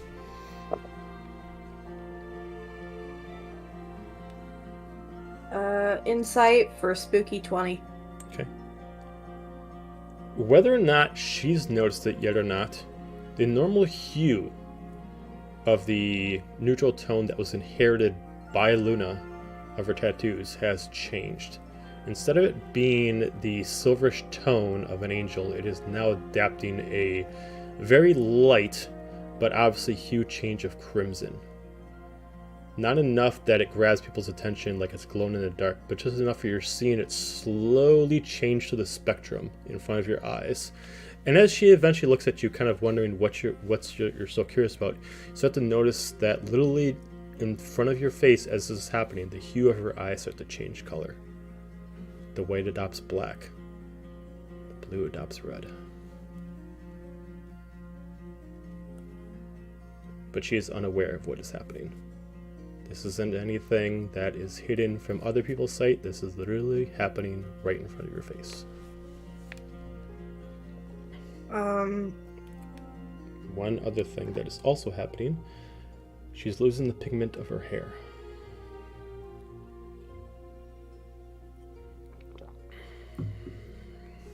Zephynia, are you Yeah. feeling alright?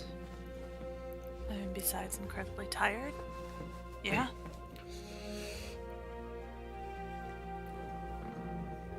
Is there like a mirror or a hand mirror in the room? There's not really a hand mirror to find, but there are definitely there's a couple mirrors at the reflective surfaces that are pretty good at the actual tables. There is a large mirror that's pretty close to the bed.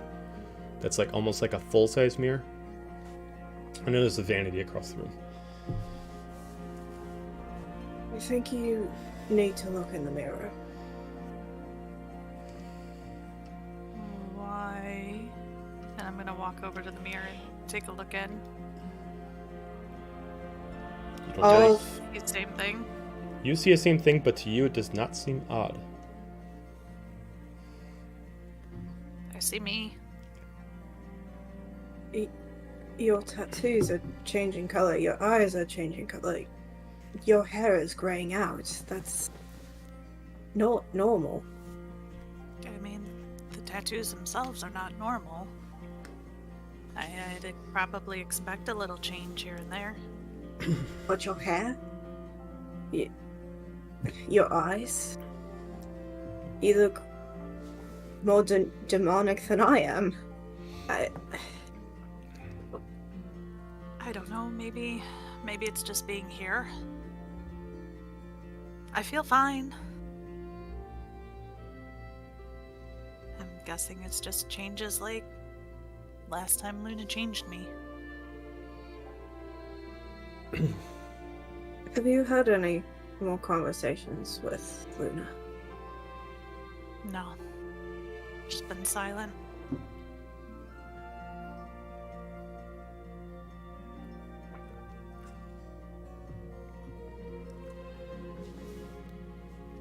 Alright. Just... Please let us know if anything else goes on. I will. I'm gonna kind of sit back and go back to just watching. Okay. Kaju, for the next 4 hours, is there anything you want to do while Zephynia and Silik finish off their first watch?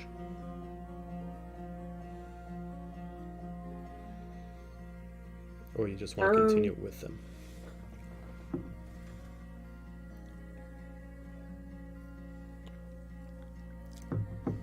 I'm going to use the scroll. Okay. To see if I can figure out where this damn thing is. Okay. So, by the parameters of a scroll, just to remind you, once you use it, it goes away. Okay. So you're going to activate it.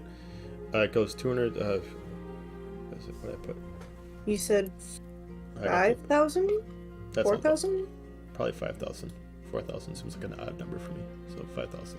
That is fair. Okay. So you read off the incantation from the scroll. As the scroll itself literally straightens itself up in full position, and the incantation levitates itself off and literally like imprints itself temporarily around you. And you focus on it as it starts spinning around you, and immediately your vision just almost goes wide around you, as you can see, as if you have thousands of eyes all over your bodies. You can see behind you, in front of you, beside you, but it's only looking for the specific thing. Otherwise, you're blind in those spots. It takes a second. You're looking, almost kind of like a scan through every hallway.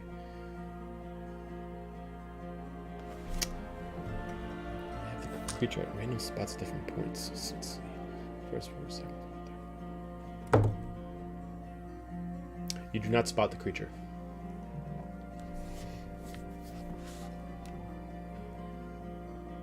I would say you could tell that the far edge, from how high you are and how the width also of it goes as far as the library.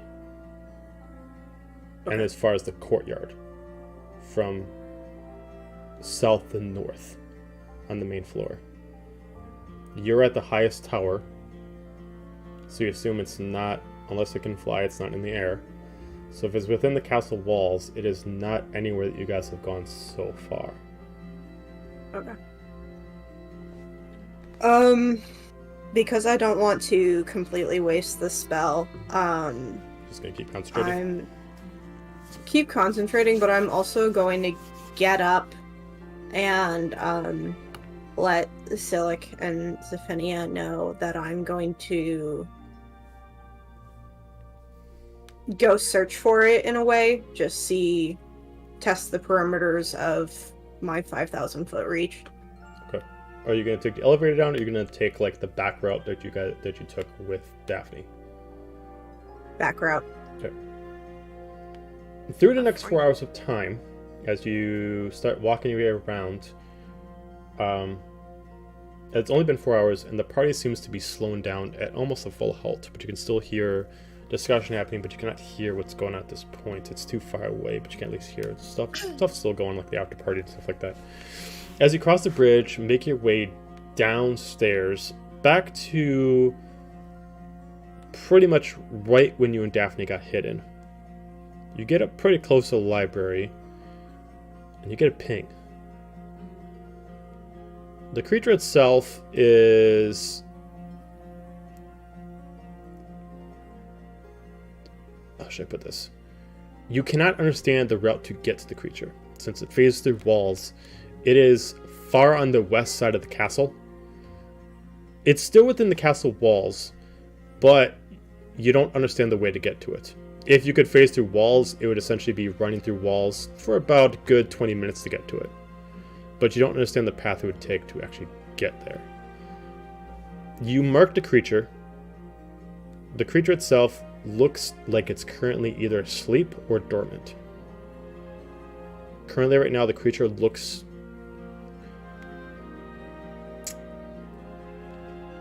kind of like a large tarantula. Pretty much a small-sized creature. But you only see it as like a shadow through your spell. If it looks like it's asleep, I'm going to pursue it. Okay, give me an investigation check to try to see if you can figure out how to get around to it, since you do not know the layout outside of which you've already looked around here. Investigation? Yeah. That's a 12. 12. Okay. Can I Trying to... back in really quick and just say I would have gone with.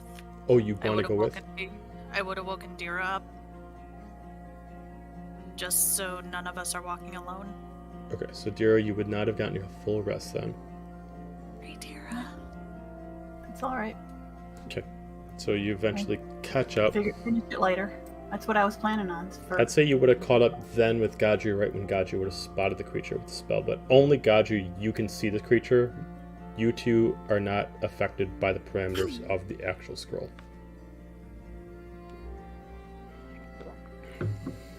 I assume I hear her catch up to me. Yeah, it's not a surprise to you. I think I have an idea of where it might be. And I think it's asleep. Which might be our ideal opportunity to strike. Time of any.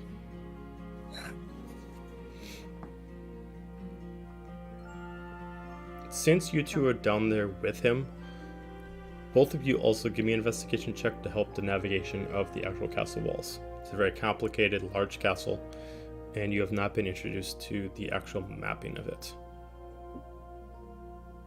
Investigation, you said? Mm-hmm. Since this creature doesn't necessarily walk and only phases through, you can't actually see a path of how it got here. 23? 23. And Dira? Dira's I'm staying still upstairs on watch. Oh, you're staying upstairs. Okay. Yeah, she woke me up to take over a watch. Oh, okay, gotcha. Okay. All right. Adding a little bit of help, you're able to at least figure out a proper way to get there, but there's a lot of corridors, doors, hallways, crossing through rooms. It's kind of, you know how to get so far, and then you got to figure it out from there again.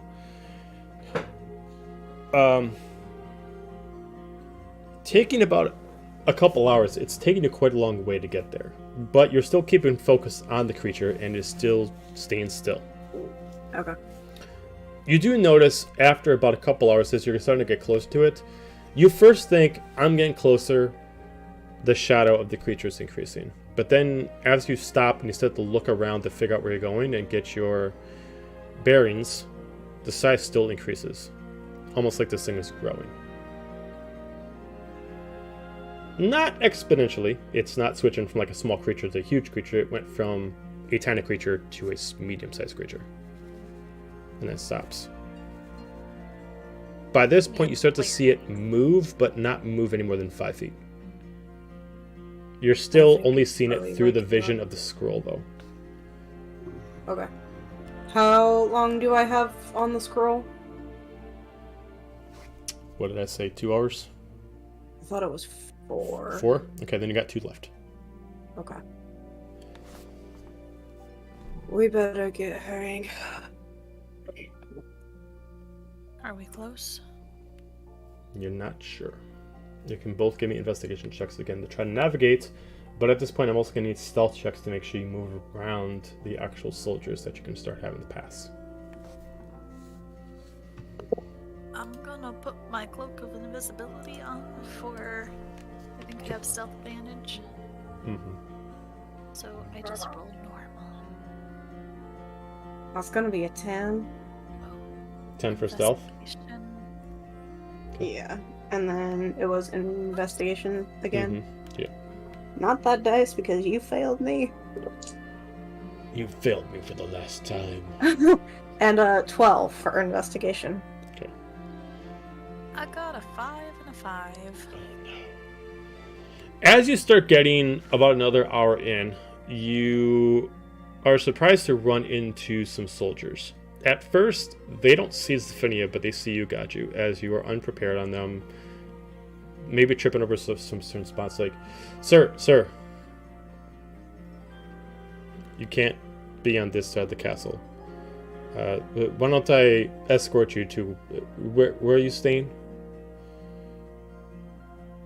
Oh, my apologies, gentlemen. I'll head right back. Don't worry about it. Okay, Sorry, all right. you're Oh, you do that.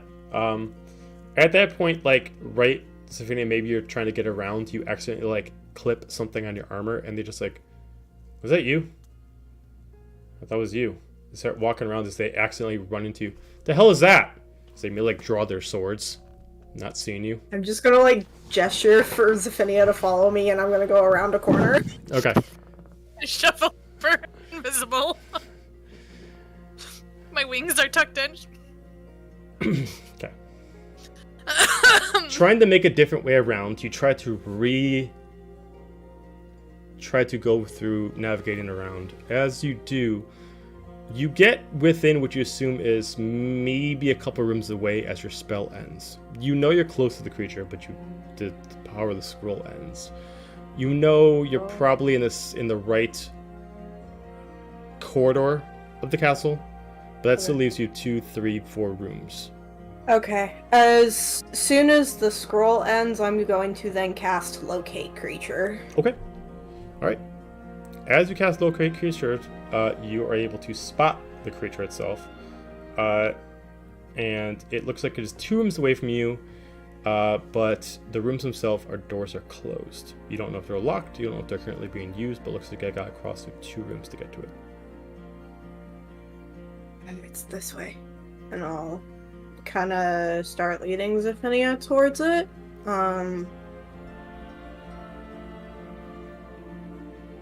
As far as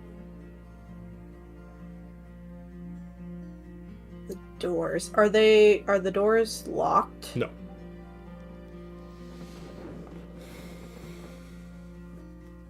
I mean, I could test the door, because if I open it, it's not like they can see me anyways. I'm more worried about traps.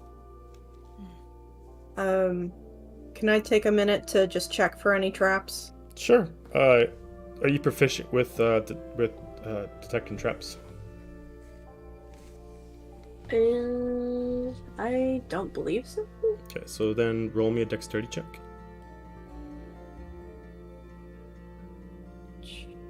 Okay.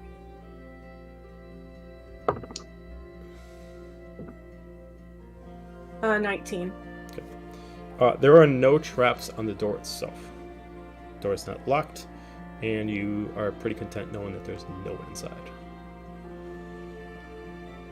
Alright. As far as I can tell, there's no traps, and it's unlocked. Go ahead, Zephynia. I'll be right behind you. Gonna really carefully open the door and kind of peek inside. Okay, knowing that you're only 1 room away, you enter yourself into what looks like a not too different than the actual room that you met Daphne in. And it looks like the room next might be a storage room that the creature might be housed in. That room itself does look locked. It actually has what looks like an actual sliding padlock on it. But oddly enough, it looks like it's locked from your side, not from the other side.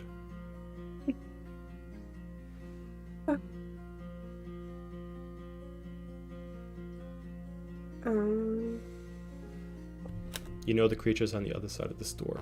Or at least in the room, not specifically on the other side of the door. Yeah. Do you have any spell that'll silence us? I do not. I have not even fixed my spells for my rest yet because I was going to prepare different ones. Oh no. I don't think druids have any kind of silencing spells, unfortunately. I can cast, what's the fucking spell? Pass Without Trace, which will make us quieter, at least, but... I'm more worried about coming in contact with this thing and it making a lot of noise.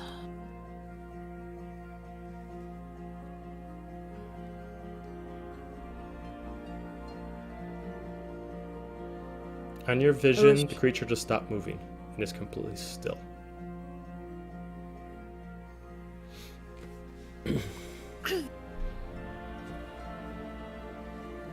I'm going to use my warlock whispering ability to message Zephinia. I think it knows we're here.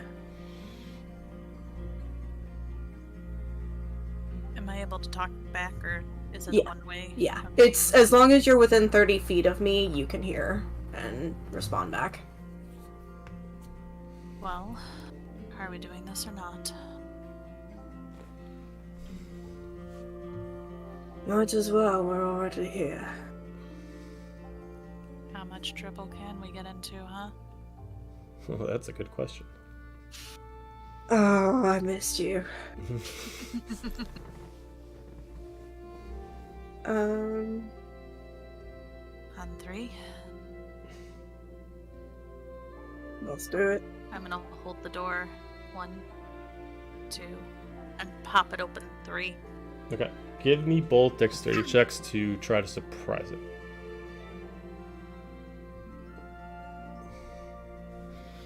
Wonderful dex. Hey! 21. 21. 4. Oh no! As you both bust in, Zephinia, you drop on the ground, like tripping over yourself as you go in. But Gaju, you immediately go in there and you see the creature as you get a surprise attack on it. Okay. You see this creature just not even really moving. It looks almost like stone right now, but it definitely it fits the build of what you were locating. Before it does anything, what would you like to do? Sorry, I'm just trying to look at my spells right now.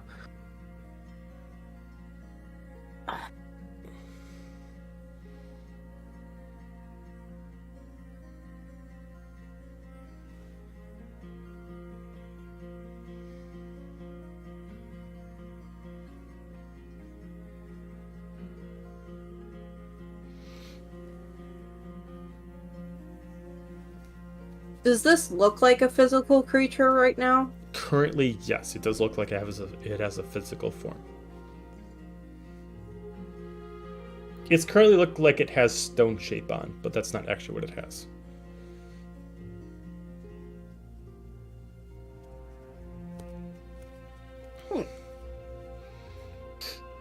Like it looks like stone?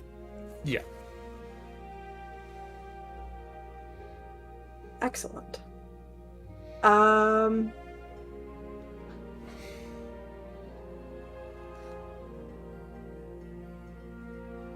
I would like to cast Meld into Stone. Okay. And I would just like to try to, like, punch my way into its heart or something. Okay. I'm just going to Matrix this shit. Okay. Fair enough. All right. Does that have like a specific way to just like a roll to hit, or is that just what does it do? Meld into Stone just means that I could, like, physically move through stone objects. Oh, okay. Or turn into stone. Gotcha. Yeah, so I am quite literally just matrixing this and just reaching in. Okay. As you're able to literally push your way through it, the thing literally has like only 1 hit point as you're able to just break it and just shatter it into melded stone. Surprisingly, not much to fight against.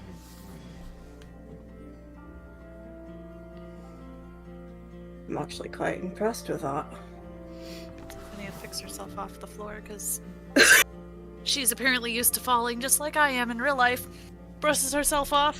Zephania, with the unfortunate fall and the dust into place, just roll me a dexterity check. Why dexterity? Why?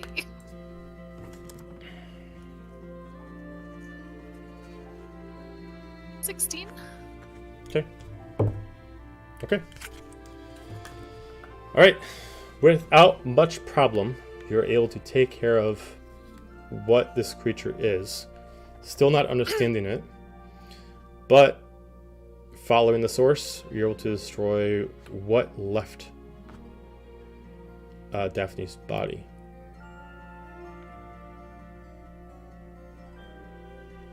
Well, I'm kind of scared to say it, but that was a lot easier than I expected.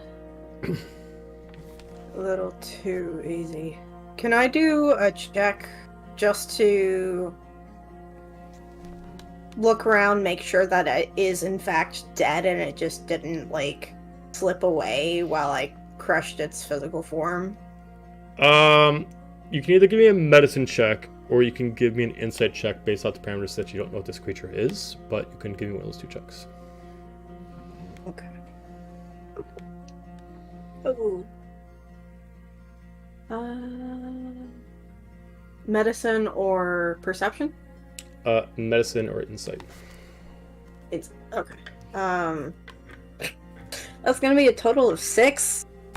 Without understanding the parameters of what this creature is, not even knowing really what it's called, you're left to the imagination. You see it, it's destroyed. You can tell that whatever these pieces are can't reform back together. It's not a creature that can remelt itself, as what you can see in its parameters. Outside of that, looks like it's dead. Gather the pieces and take it with me. I was Bold gonna do move, that I like too. it. Alright, cool. So you grab the pieces and you take it with you. I'm Actually- going. Can Go I ahead. take a few of those pieces Yes! just to make sure it can't infuse itself together? There we go. I like it. Separate the Um, creature. That's what it is. That's what I say during every horror movie. They're like, all right, let's cut this creature up. How about you send them to We- different parts of the world? You know, like... We've done this before with the stones from the caves. Mhm. Like, it was literally us doing that. So, it being a small creature, there's really only a few pieces there. I mean, it's like this buggy spider. So it's like the few of the legs that are kind of like these little twig-sized stones. There's a little bit of the body, and there's like the beady little eyes. Those are the only pieces that were like left after it broke up. Zephania's fine. I don't want to touch this. Fair enough. Just because I think Gaiju is still not quite convinced, he's gonna cast Locate Creature once more, just to make sure that it didn't, in fact, escape. The creature that you're the creature that you were following is the creature that you guys just put in your pockets or bags or whatever you just did. Okay.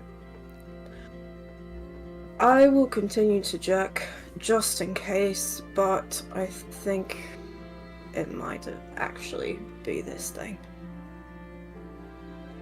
Head back up, or do you want to continue spying around what's left of the party? I'd love to spy, but I think we need some rest and recharge. I just rested, but you need rest. Okay. Alright. I guess we're going back up? Okay. As you head back upstairs, you're able to make it up there right at the point where the group that was asleep is now waking up.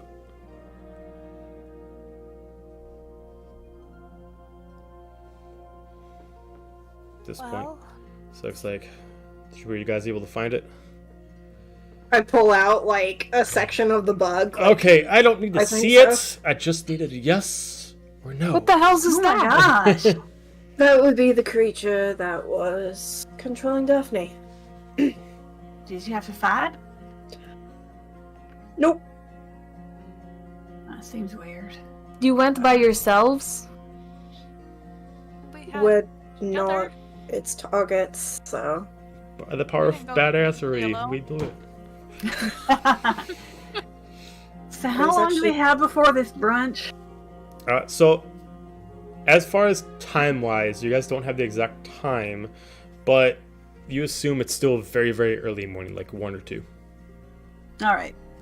I'm gonna get some rest, and I hand the pieces over to Dira. If you want All to right. hold on to those, and I'm just gonna go and pass out. Okay, you're gonna pass out. Silik's gonna go to sleep. Nick's gonna be like, if you guys don't mind, I'm just gonna stay in bed with Silik. Sure. I kind of wrap the pieces up in a handkerchief or something and tuck them away. Okay. I guess if we're sure it's okay, I'll finish resting. I don't know. I don't trust it. Okay. Get the rest of your sleep, Dara. We'll keep an eye out. All right. All right. It's like me and Dahlia will do and watch. Okay, so Do the watch. yeah, for the Okay. three of you that are taking watch, give me a perception check, please.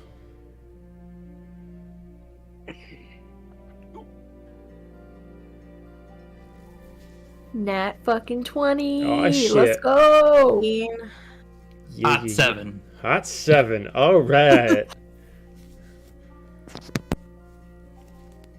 And got you? What'd you get? Oh, 19. 19. Okay. Throughout most of your watch, it is uneventful. You do notice that you see a couple people that have one of the other rooms. You see a noble that comes up with his wife, mistress. You're not quite sure, but there's obviously an age difference. As you see, this older tiefling male, thinning hair, but still has it kind of tied up in a ponytail, very grisly kind of beard, but wearing a very, very expensive suit with a little bit of a beer belly, kind of walking with what you assume is, someone at least half his age, finding their way very drunkenly to their room, which is room 10. Other than that, nothing really happens. You do notice it's completely quiet downstairs. You assume the festivities have ended. As far as Dira, Sophinia, Yeah. insight checks, please. All right.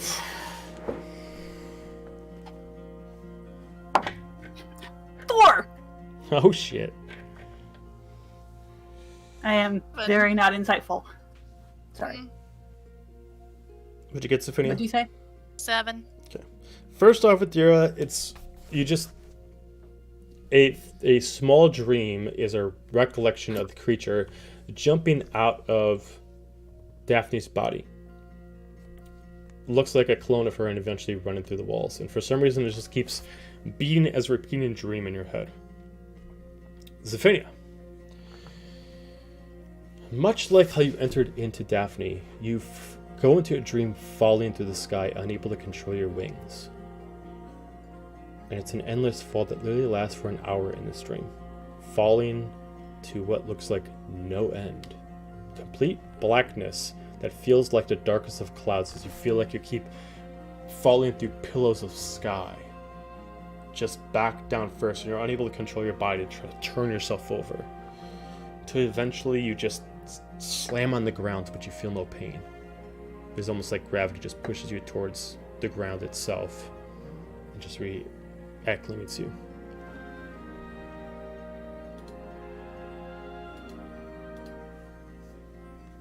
As you stand up, you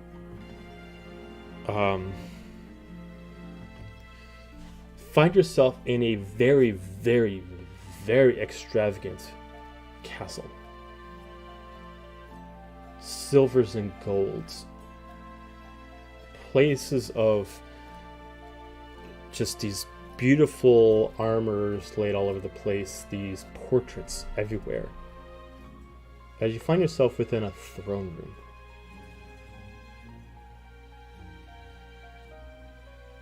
This throne room itself is extravagant.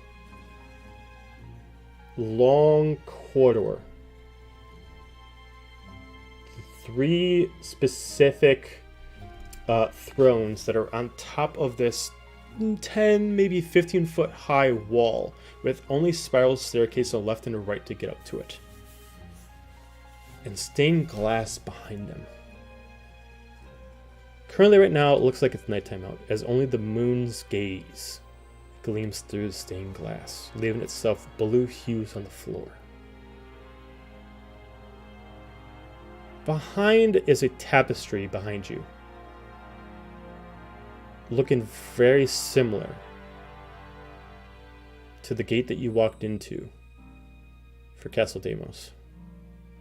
You are currently left to your leisure, with no one in sight, and nothing but quietness, not even a sound of an animal in your hearing radius.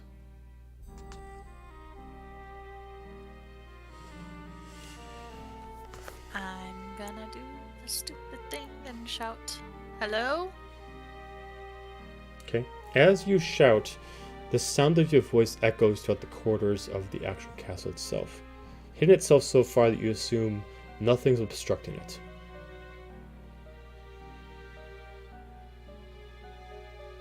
You assume that you are to your own devices, at least in this area.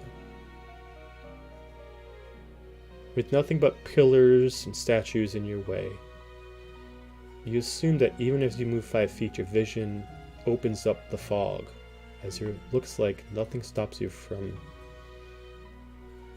moving along this area. Can I check out the tapestry Yeah. Give me first? you can either give me a perception check, insight check, or history check on it. They'll have different answers.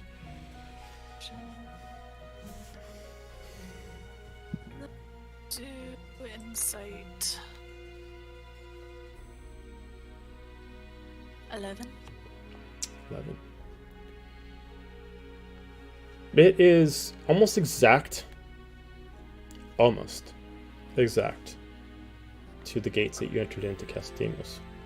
If anything, it looks incomplete.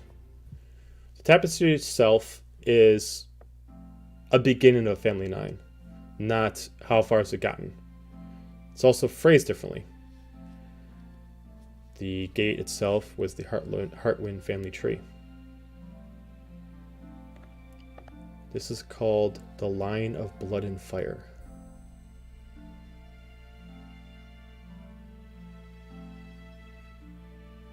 The tree itself is uncolored, unlike the other one, which was whites, blacks, and grays.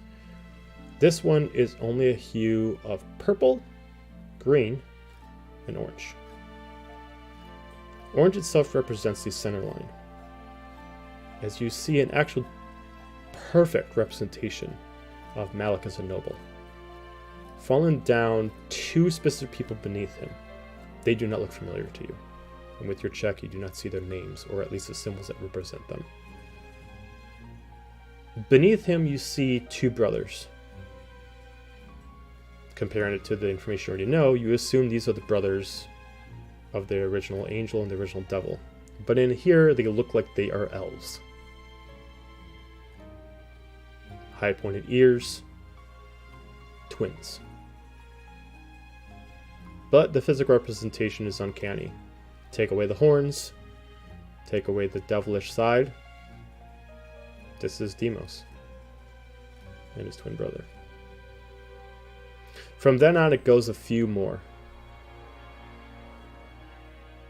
A couple other elves in there that do not look familiar to you. But you do see that eventually, so far down, it does show information of what is varied compared to this and what you saw before. This looks like a realm leadership tree, not specifically a family tree. The kings that rule Everent, not the family itself.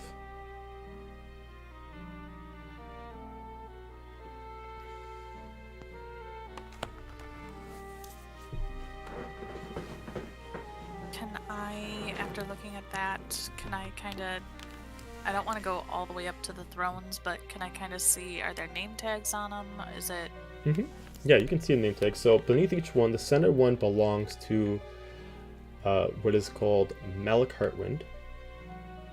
To the outside, specifically represents the Demos brothers.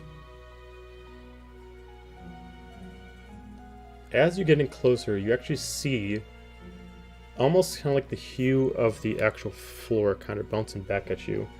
And you can actually see that there is actually a spot on the floor that can actually lift up. Almost like there's like a trigger for somewhere in the middle of the floor for something to rise. I'm gonna look around and start seeing if I can find buttons or levers. Okay, investigation check, please.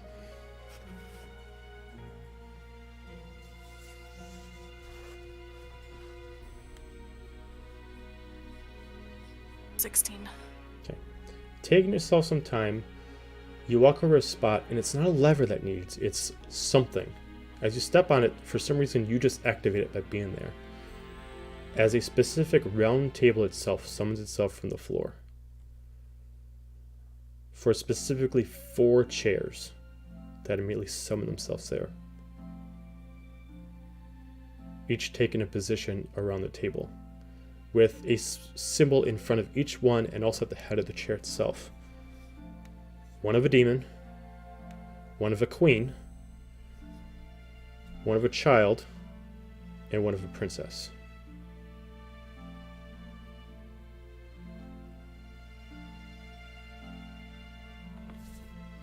Immediately as you walk towards, the princess chair opens up for you.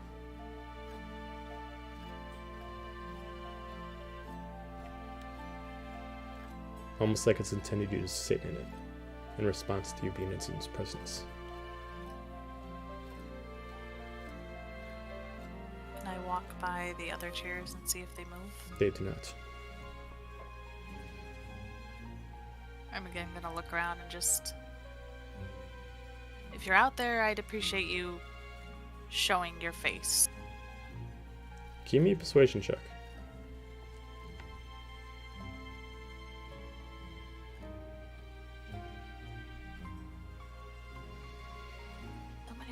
Low rolls. 6. Nothing responds. I very tentatively sit. Okay. As you sit, the chair itself pushes itself in for you. Another chair itself opens it up, as you see someone walking in. She walks in calmly, but you know her ever so familiar. This is Cacopial walking in, the darker side of her. But she does not look at you as a threat. She just greets you, sister. She sits down in the chair, the chair itself closes in front of her. Another chair opens itself up, one for the queen. You see a large white gown, hood up. She drops her hood down. As an ex-Averant soldier, you know this is. This is the Queen of Averant. Elena Vesca Sarah. She sits down in her chair. As she looks at both of you. Sister? Sister? Are we expecting the young one? I made sure she's out of the picture. She shouldn't be a problem for at least another 20 years. It's up to the 3 of us.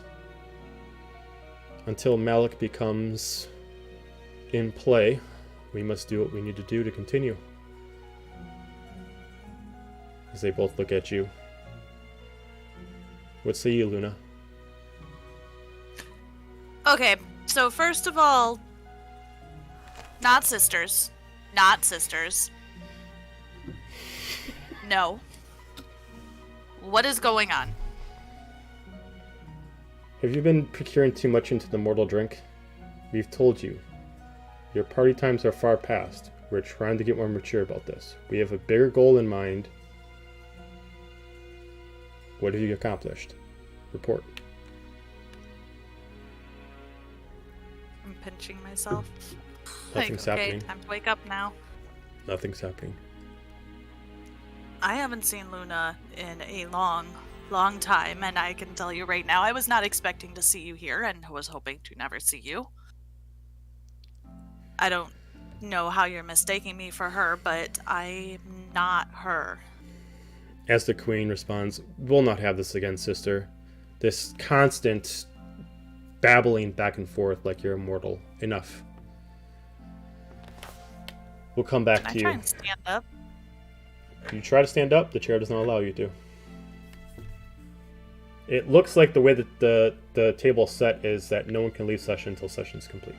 You are enchanted to the chair right now, as they are too.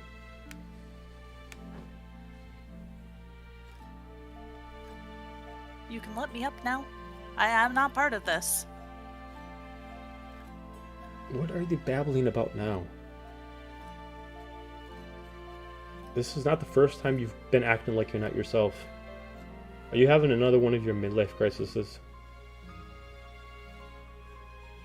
This is Are only you your, like, having your a five. midlife crisis? Because I'm sure not. My We'll only come back crisis to you. is seeing you. I know we've had our disputes, sister, but there's no time for this. We only are able to speak once every 3 months. We have no time for this random back and forth. Enough games. As immediately the queen responds, have you been able to procure the power of the fates? Not yet. Gladlin is still holding on to his faculties. We'll break them soon. You've seen Gladwin? That'd be nice to know. I mean, he just kind of disappeared. They just ignore you at this point. They think you're just, like, drunk. Give me a perception check. Not liking this.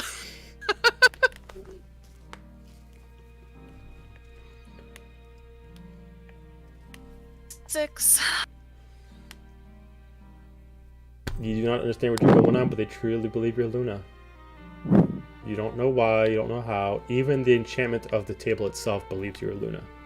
As you understand that the princess marking is Luna itself. But outside of that, I am just very unhappily trapped in a chair with Yep. Psycho 1 and Psycho 2. as Cacopial responds, what about your hand and the king? He's obedient for now. 20 years' time as well. His use will be limited. Our current goal is to retrieve the temple. Once that can be accomplished and we can bring it over to the floating isle, his uses will be less than minimal. Temple believe- you speak of. What's temple? Do you forget? We must retrieve the obelisk. We will not be repeating ourselves again. Focus.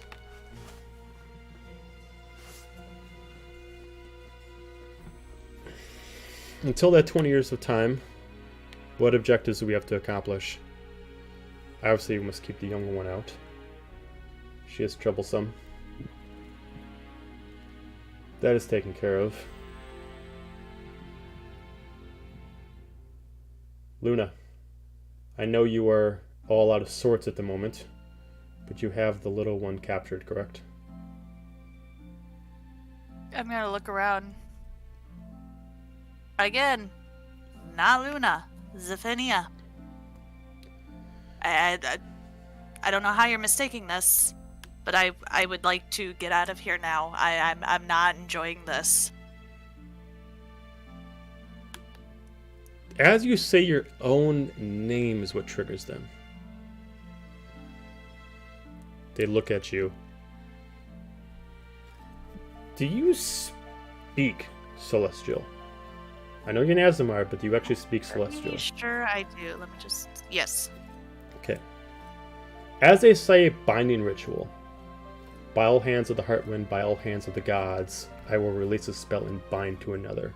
As immediately the chairs undo themselves and they restrain you by a power of the actual Heartwind Kingdom, and you're bound, solid. Can I talk or no? Yeah, you can talk, you just can't move. Not what I was going for. You want to just let me out? I obviously wasn't supposed to be here, so you can just let me go, right? Who the fuck are you? We obviously know what you think you are, as they just immediately lift you up by the restraints. I've been telling you, I'm not Luna. As now you're being lifted up, you can see through some of the reflections against the walls, and eventually lightning comes in as you're able to see your reflection. You look exactly like Luna to them, as you see your mirror reflection. I'm gonna kind of nod to the mirror and go, that's not me. Clearly. The name does sound familiar, though. Currently, you're being held up by All Mother Kikopio right now. She's lifting you up. But you all are all the same. Nothing but pawns and pests. But how you got Luna's powers? She just like looks at you as she's like just staring you at the eyes, just like an inch away from you. As if like she's trying like to see into you through your eyes. She just tries to peek in.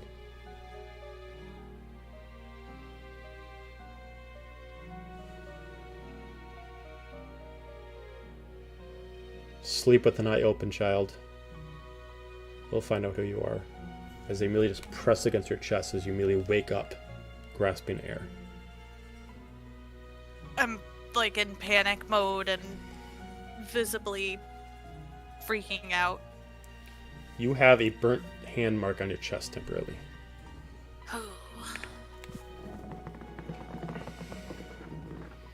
As you immediately wake up with a scream that wakes up everyone else, your wings immediately ignite and stretch out, breaking things around as you are not ready for them, as your crimson wings immediately summon themselves. As everybody else now sees what Gadra sees. Crimson eyes, dark tattoos, and wings larger than they were before, now summoned out of your body by regular magic, not any kind of enchantments, that are now accentuating of darker colors instead of the lighter holy. Zephinia, you okay? No, not really. What's going on?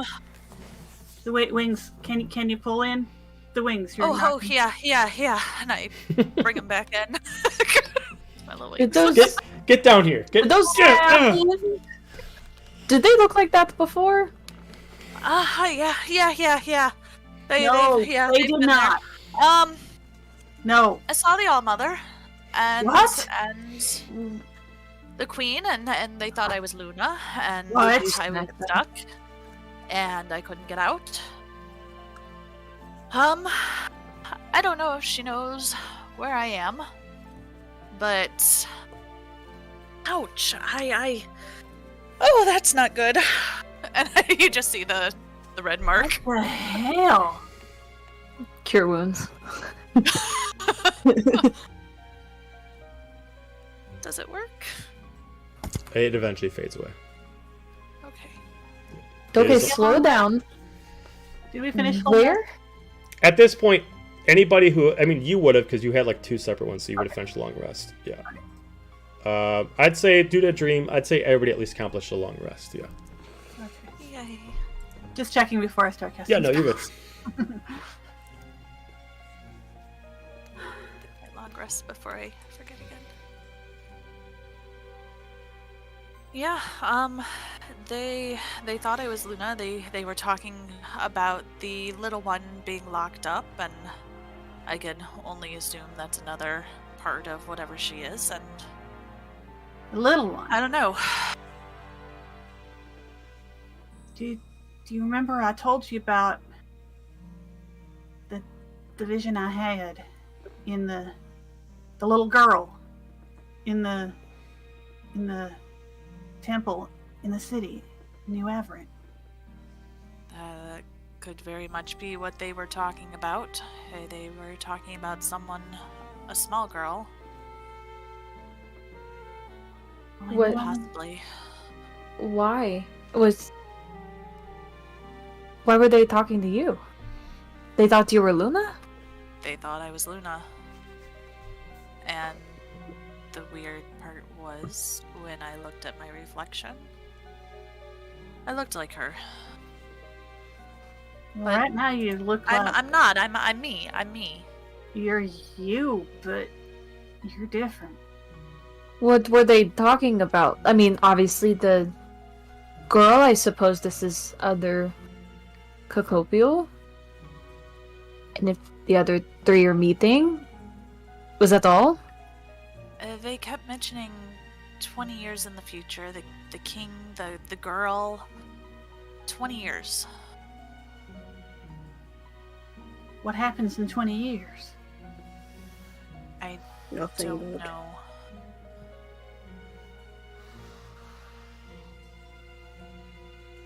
I don't know. Like they ain't made enough of a mess of the world already. They Well- obviously have something planned. I mean, you played along, right? What information could you get out of them? I might have freaked out a little bit. I couldn't get up, and I didn't know why they were calling me Luna, and I might have panicked. And not gotten as much information as I should have. And I I don't blame you. oh,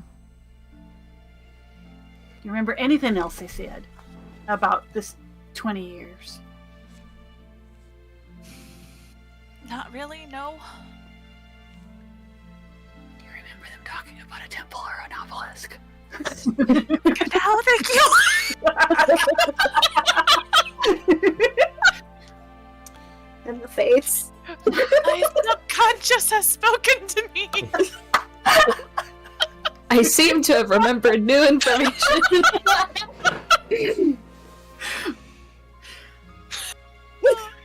I was gonna say, yeah, like campaign 2 knows, but I was actually It's been a long gonna say, day. if she doesn't, I cast detect thoughts on her. Yeah, because it was said. It was a lot that happened and she freaked out. She's panicking. I want to try to glean what I can off the surface of what's going on still. They mentioned a temple and an obelisk they have to get, and I had asked about the obelisk, and they told me basically they've told it to me before, and I need to stop asking to repeat the answers, and they kind of just kept talking. So does this mean maybe you can contact Luna and ask about? I can try. Can I? Sounds like they don't put a lot of stock in her. as you start to think about how do I contact Luna, you randomly just all of a sudden everybody goes silent, and you're like, you hear someone speak to you. Hello? Someone trying to talk to me? Luna? Who the fuck is this? It's Sophia. Oh, hey! How's it going? Hi. You mind telling me why Cocopial and the Queen think I'm you? How the hell would I know? And maybe what an Wait, why? obelisk is and But- why they need a temple and what's happening in 20 years? What the fuck have you been up to? A lot? Lily, okay, first of all, how were you talking to the Queen and... How are you talking to both my sisters at the same time? How the hell are you still alive? I'm not quite sure, but there was a chair that I couldn't get up from, and they thought I was you, and they were getting angry because I asked questions. Okay. So And do you what know else? anything about, a little girl, maybe trapped, or an obelisk with a temple? Give me Yeah, something. I mean... I know about the obelisk. It's been something that's been on my sister's mind for some time. The short of it, they're eventually planning to replace Averant Isle with a basically a magical tower that holds all the ancient magic of the realms within it, allowing them to basically have a hub of arcane magic at their disposal. They've been trying to get it for some time, but due to political disputes and trying to make sure that Everett keeps their power, they've been trying to tiptoe around it to make it seem more in play with the war. As far as the little one, I would assume they're talking about my sister. There's 4 of us, after all. But she's unpredictable. Well, would it be bad of me to say that I forgot? Yes. Yes, it would. Been about a good couple hundred years since I've seen her. Kind of forgot. She mentioned you guys can see each other every 3 months. Yep, that's true. That makes sense.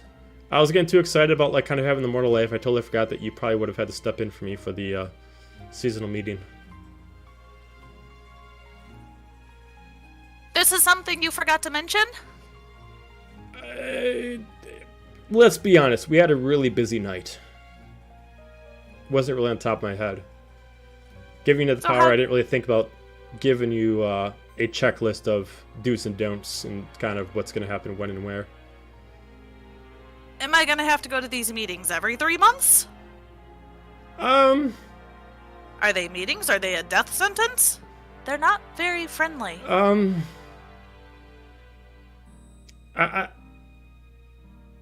Yeah?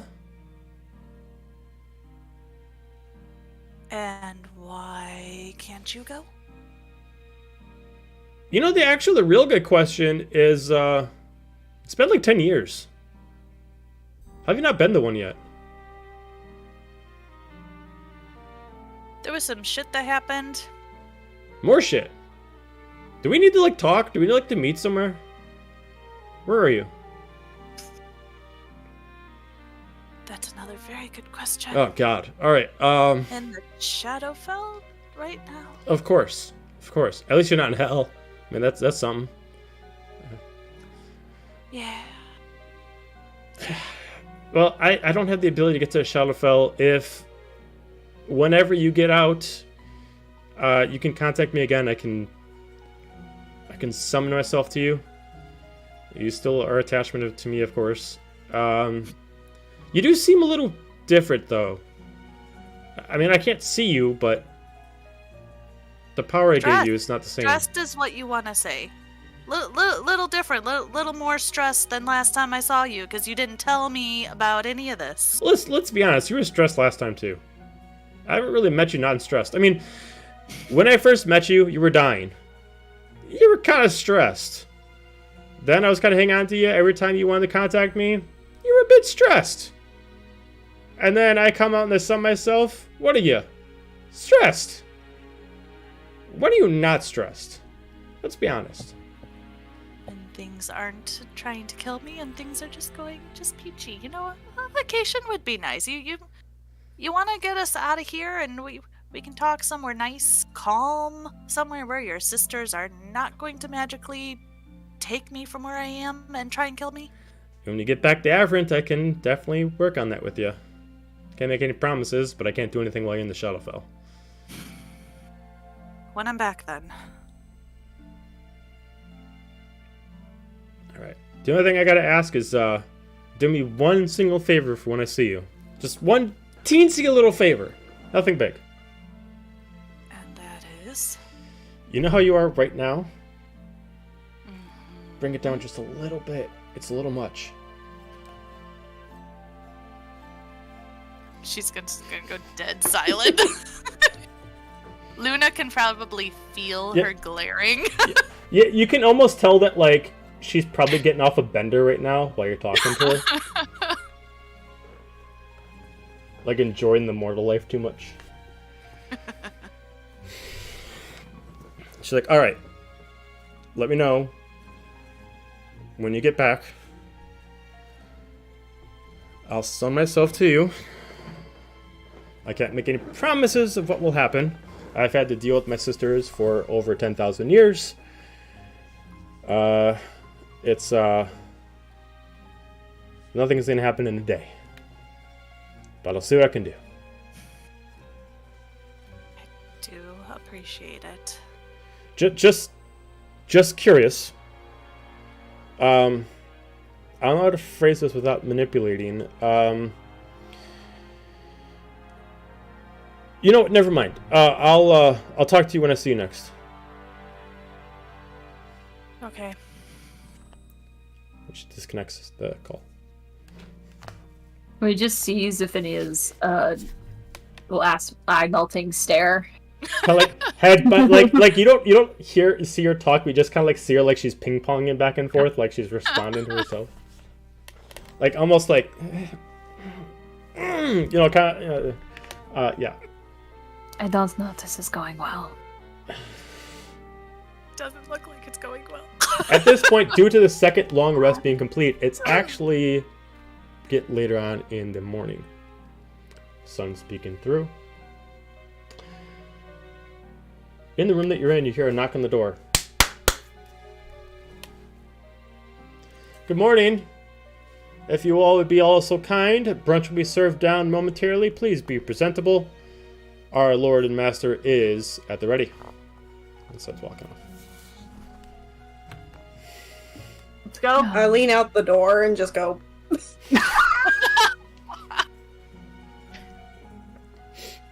I'm gonna fill everybody in before we go down about how they're looking for the obelisk, and Luna is their younger sister. There's 4 of them, and she's gonna meet us. She's gonna meet us when we're back on Everett. If she remembers. Can always try calling her again. True enough. So, we're gonna go to this brunch. Daphne comes out of the room, all cleaned up, and cleans up her clothes. And heard the knock. I am gonna do everybody a favor. I'm gonna go down there first. Play the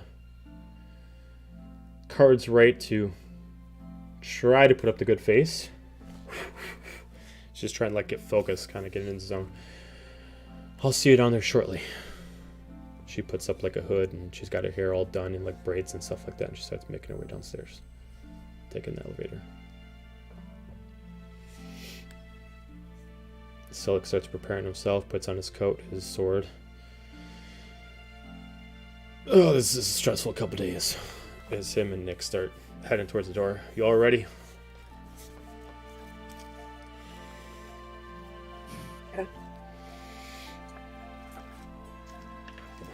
Say during this time, I also clean myself up to look presentable. So. Okay. Based on the look I that you Changed assume. back into my regular clothes before Okay. we went to bed, and I basically just want to rake my fingers through my hair, and that's it. Okay. Hell yeah. Based on the look that Daphne's rocking, she has a less designer look than she had the previous day, but she definitely has equal decorum of a look on. Somehow she was able to get a new outfit, whether it's based on her magic that she did. She has kind of like a suit jacket on with a almost like a foot-length skirt on and a hood attached. So it can Nick's hold up the doors for you guys to join in the elevator.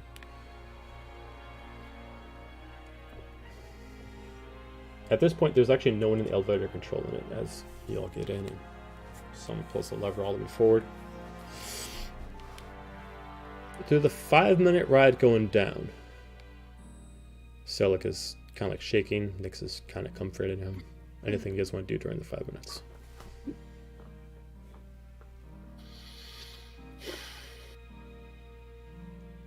Slowly panic. Lean over to Gaijin and be like, are you having second thoughts yet? No, In all but I times, will kill the bastard if I have a chance. all intents and purposes, 80 you're 10 minutes behind because the elevator had to come back up, by the way. So, Hades will kind of sit there and like, just that it's our group now. He will, I'm assuming everybody filled him in after the conversation that happened and he came back. Mm-hmm. Like, so I was thinking overnight, a little bit. And we are more or less free to go. And it would appear as though your mother probably isn't, correct? Probably. Not wrong. I don't know if we're free to go. We still got to follow our contract. Well, as long as we complete it. And if I remember hearing correctly, that your father or grandfather cannot die here, but he can die in the material plane. Yes. Okay. So, not that I want to put your mother in any form of danger whatsoever, but she would be a very good way to lure him to the material plane if we can get her there. We won't be able to do that for a few months, though. Thomas can only go once a season. And he just wasted it. That will give us time to prepare for when he does Imagine come. She'll be too opposed to the idea. So it would, more or less, kill multiple birds with one stone. Multiple issues.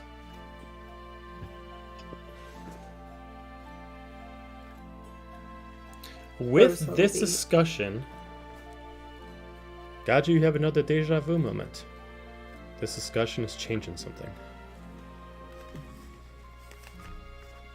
The mere discussion about trying to kill him is changing fate itself. Can I reach into that feeling? Sure. Give me an insight check. Fail me now. It failed me. Insight, that is a 9. You get a 2-second glimpse, and from what you can see of it, the future that you saw with the death of Dahlia is rotated with something else. Whatever you guys are pursuing saves her, but you're not able to perceive on who else gets sacrificed in response. But you're feeling that it is a life for a life, and it's someone out of the script that would get changed in response. But you're not able to perceive who.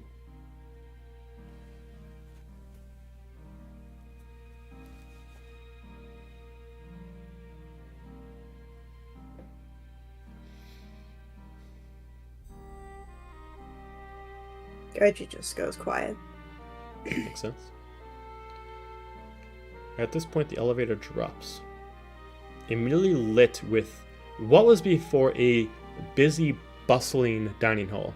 Now is a red carpet from the elevator to a large 50-person dining table.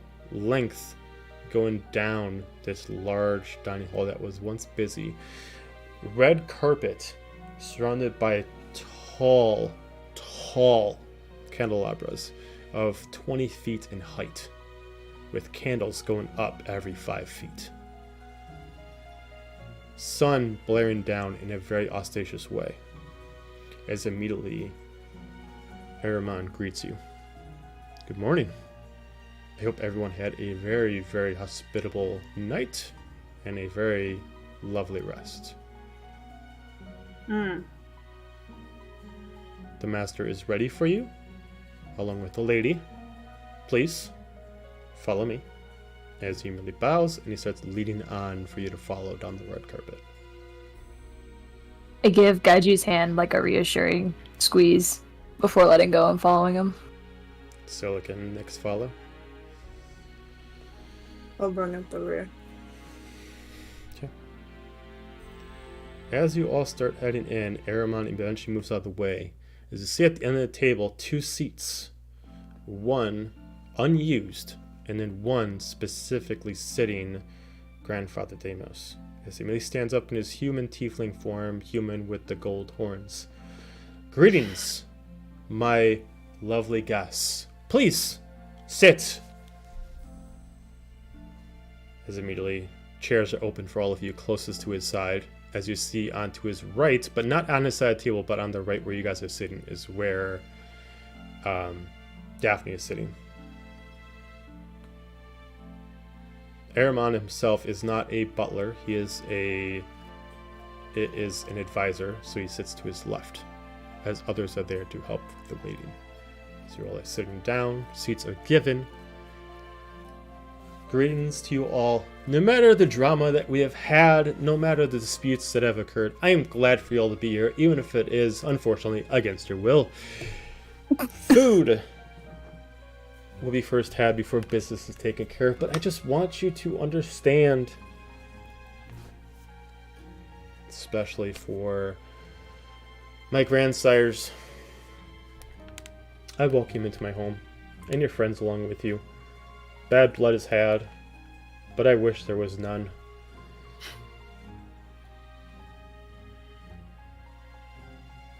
I hope that with time, wounds can be mended. Remember always that blood is thicker than water, as he puts his hand on Daphne's shoulder. And I hope that one day we can call each other family again.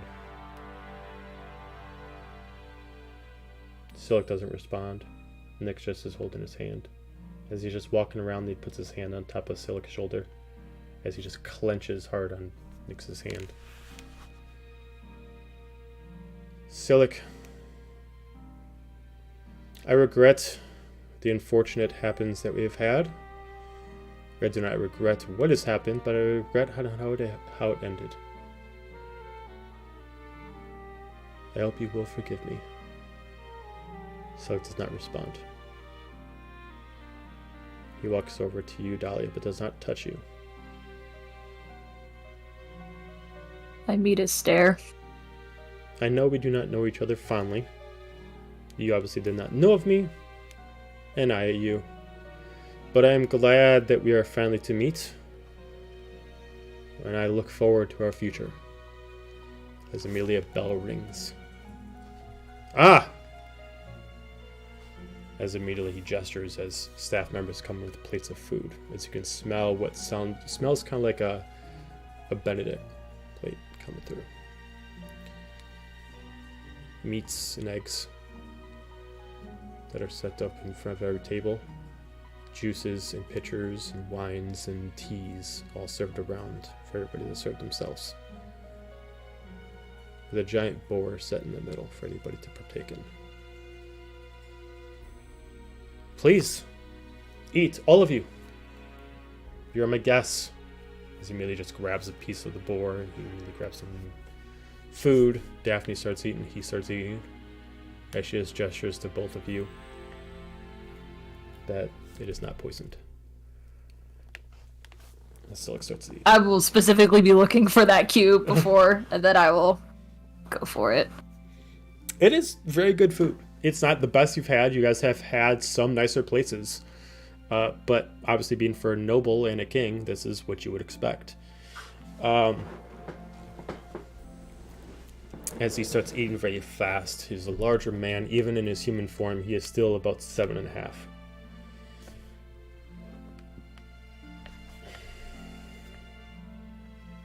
As he's procuring some food, and he starts looking around. So, where were you yesterday? Business. There was some delegates that we had to bring in. I will not lie. There were some events that are transpiring, and your great uncle needed to be contacted. And we talk very little, especially of the last thousands of years. But under certain circumstances, we both must be present. So, my brother and his first descendant are within these halls, resting their eyes, partaking in some sleep after a long voyage.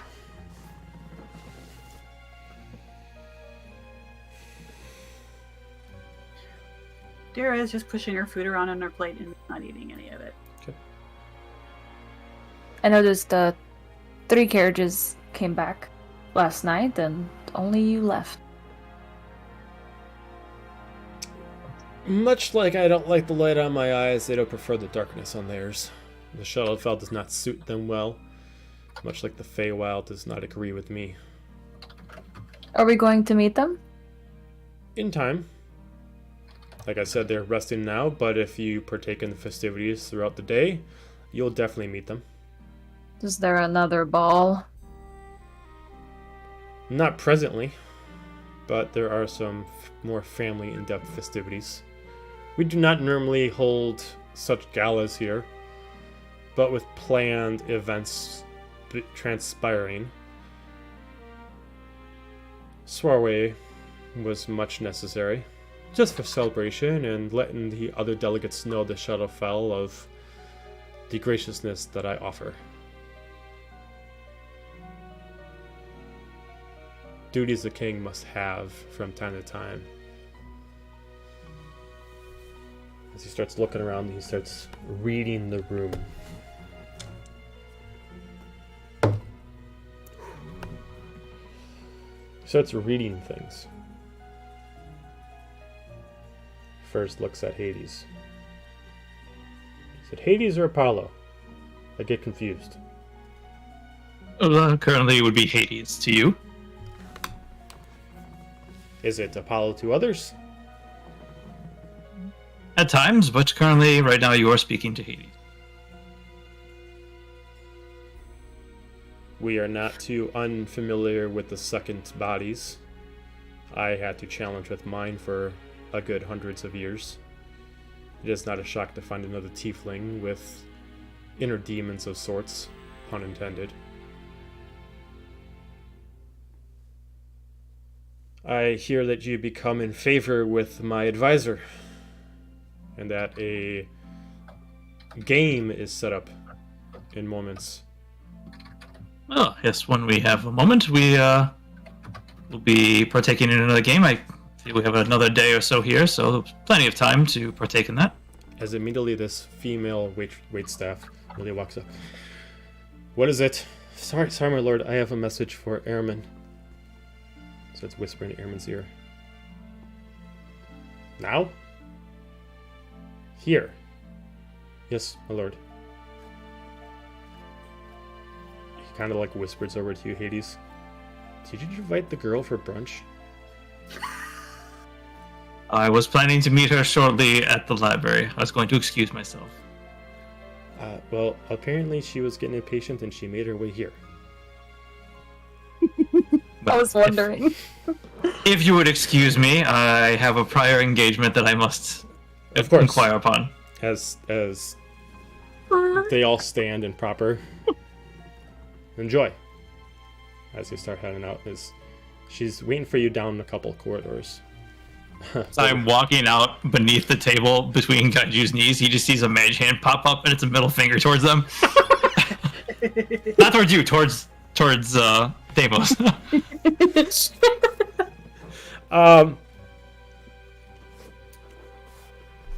Aramon sits back down. I apologize, my lord. Some of their friends made acquaintances with some of the staff. Ah, that's quite alright. I want you to feel at home here. It is not every day that we get, well, for the fair word, people of not native to the Shadowfell here, as he looks at specifically Dira, but kind of like looks curious at Zephinia as wondering, did you not look different last time we spoke?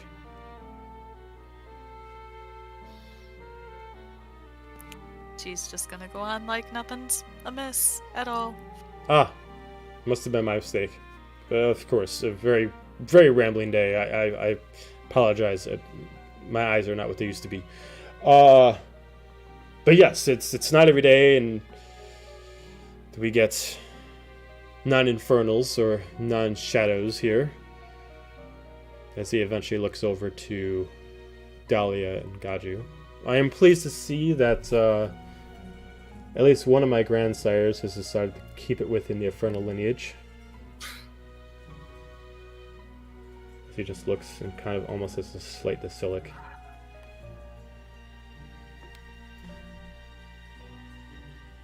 Tell me,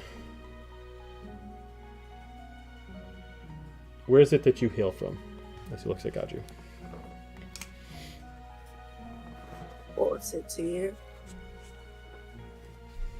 Family information. Just, I can tell that you have bonded well with my grandsire, and that who knows what time will come. Maybe one day we'll become family. You would like that, wouldn't you?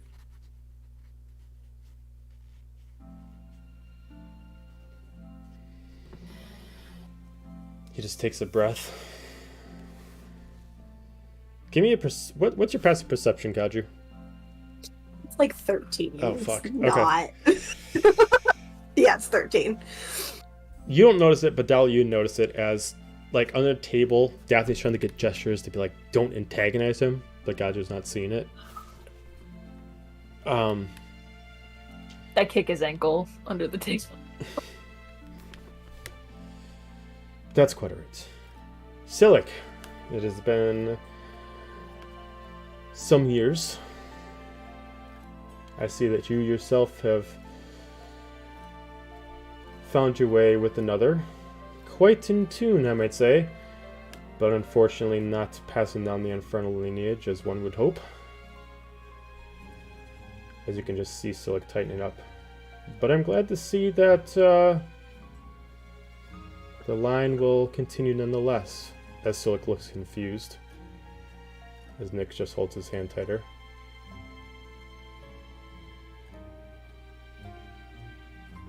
Daphne looks confused. Maybe we can make a bigger event of this, of course. As he stands, looks. But we are traditionalists here. One cannot have a child without being married.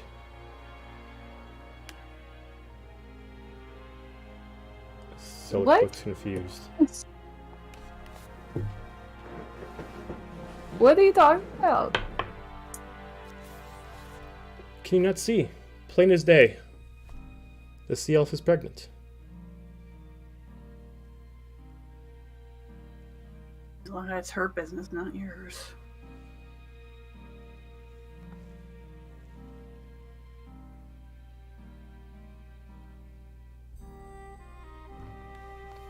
I'm gonna look at Nyx. What is her expression? She looks shocked. She doesn't even know. Shit. As maybe she's put two and two together. Maybe she's been sick lately. Maybe there's just been signs, but she hasn't read into them. And now it's hitting her like a box of rocks. As they just look stunned. Perhaps this is proper timing. Events like these, all delegates must be present anyway, and it's a lot of work to get my brother back here. Silic interrupts. What are you saying? Like I said, we are traditionalists here. Do not worry. Cost will be no problem. You all here under my care anyway. Let's make it a celebration. You know what? Let's. Tomorrow. A wedding. That won't be necessary.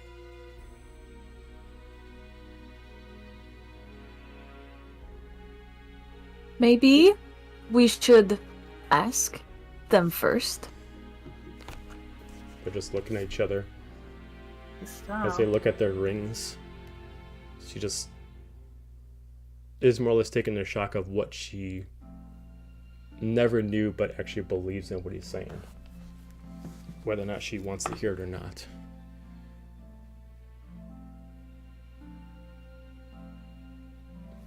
As he just looks at Silic and Nyx. Is there any reason why this should not happen? You two are obviously already intertwined. Souls bond. Your grandsire can get married when and wherever he wishes. He immediately stands up and slaps on the table. You're in my home.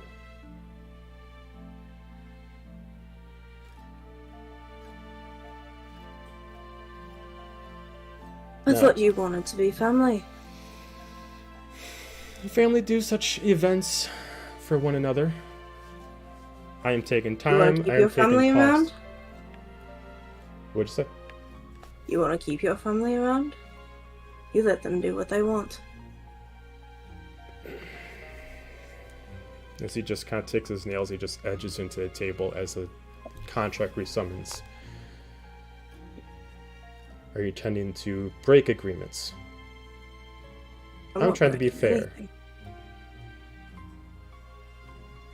I'm not breaking anything. Then you will stay as my guest. As he just immediately just turns his anger, he just breathes. It's settled. A wedding tomorrow. You're all invited, of course. Nyx, I believe. I will have our staff make sure you're taken care of. Silic,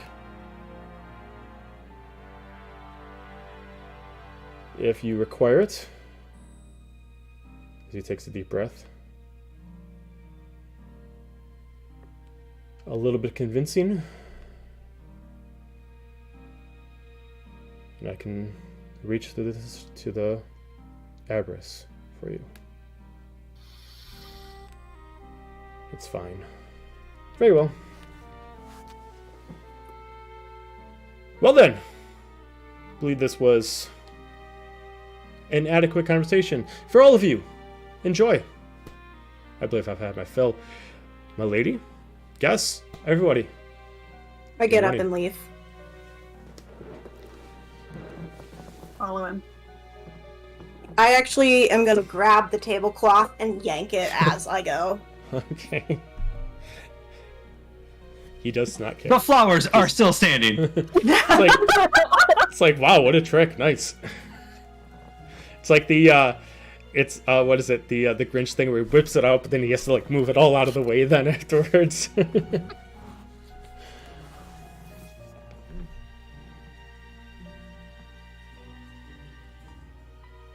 With silence and some people departing. And much drama in the air. A weekend that was already complicated, only getting more complicated. We, of course, are going to end it there. Of course. Hades is gonna walk back in with his new girl, and the girl's gonna be expecting this nice brunch. What happened to the table? We're just fighting. There's fire everywhere. All right. With that, we are going He somehow has a stack of pizzas. We don't know why. we are going to end the session there. If you want to see the next part, this is every Tuesday, so check out the next session next Tuesday. Do not forget to check out Echoes tomorrow, as they're going to go into battle against one of the four lords that has taken over Heartwind. So, that being said, everybody have a fantastic night, and we will see you tomorrow. Bye.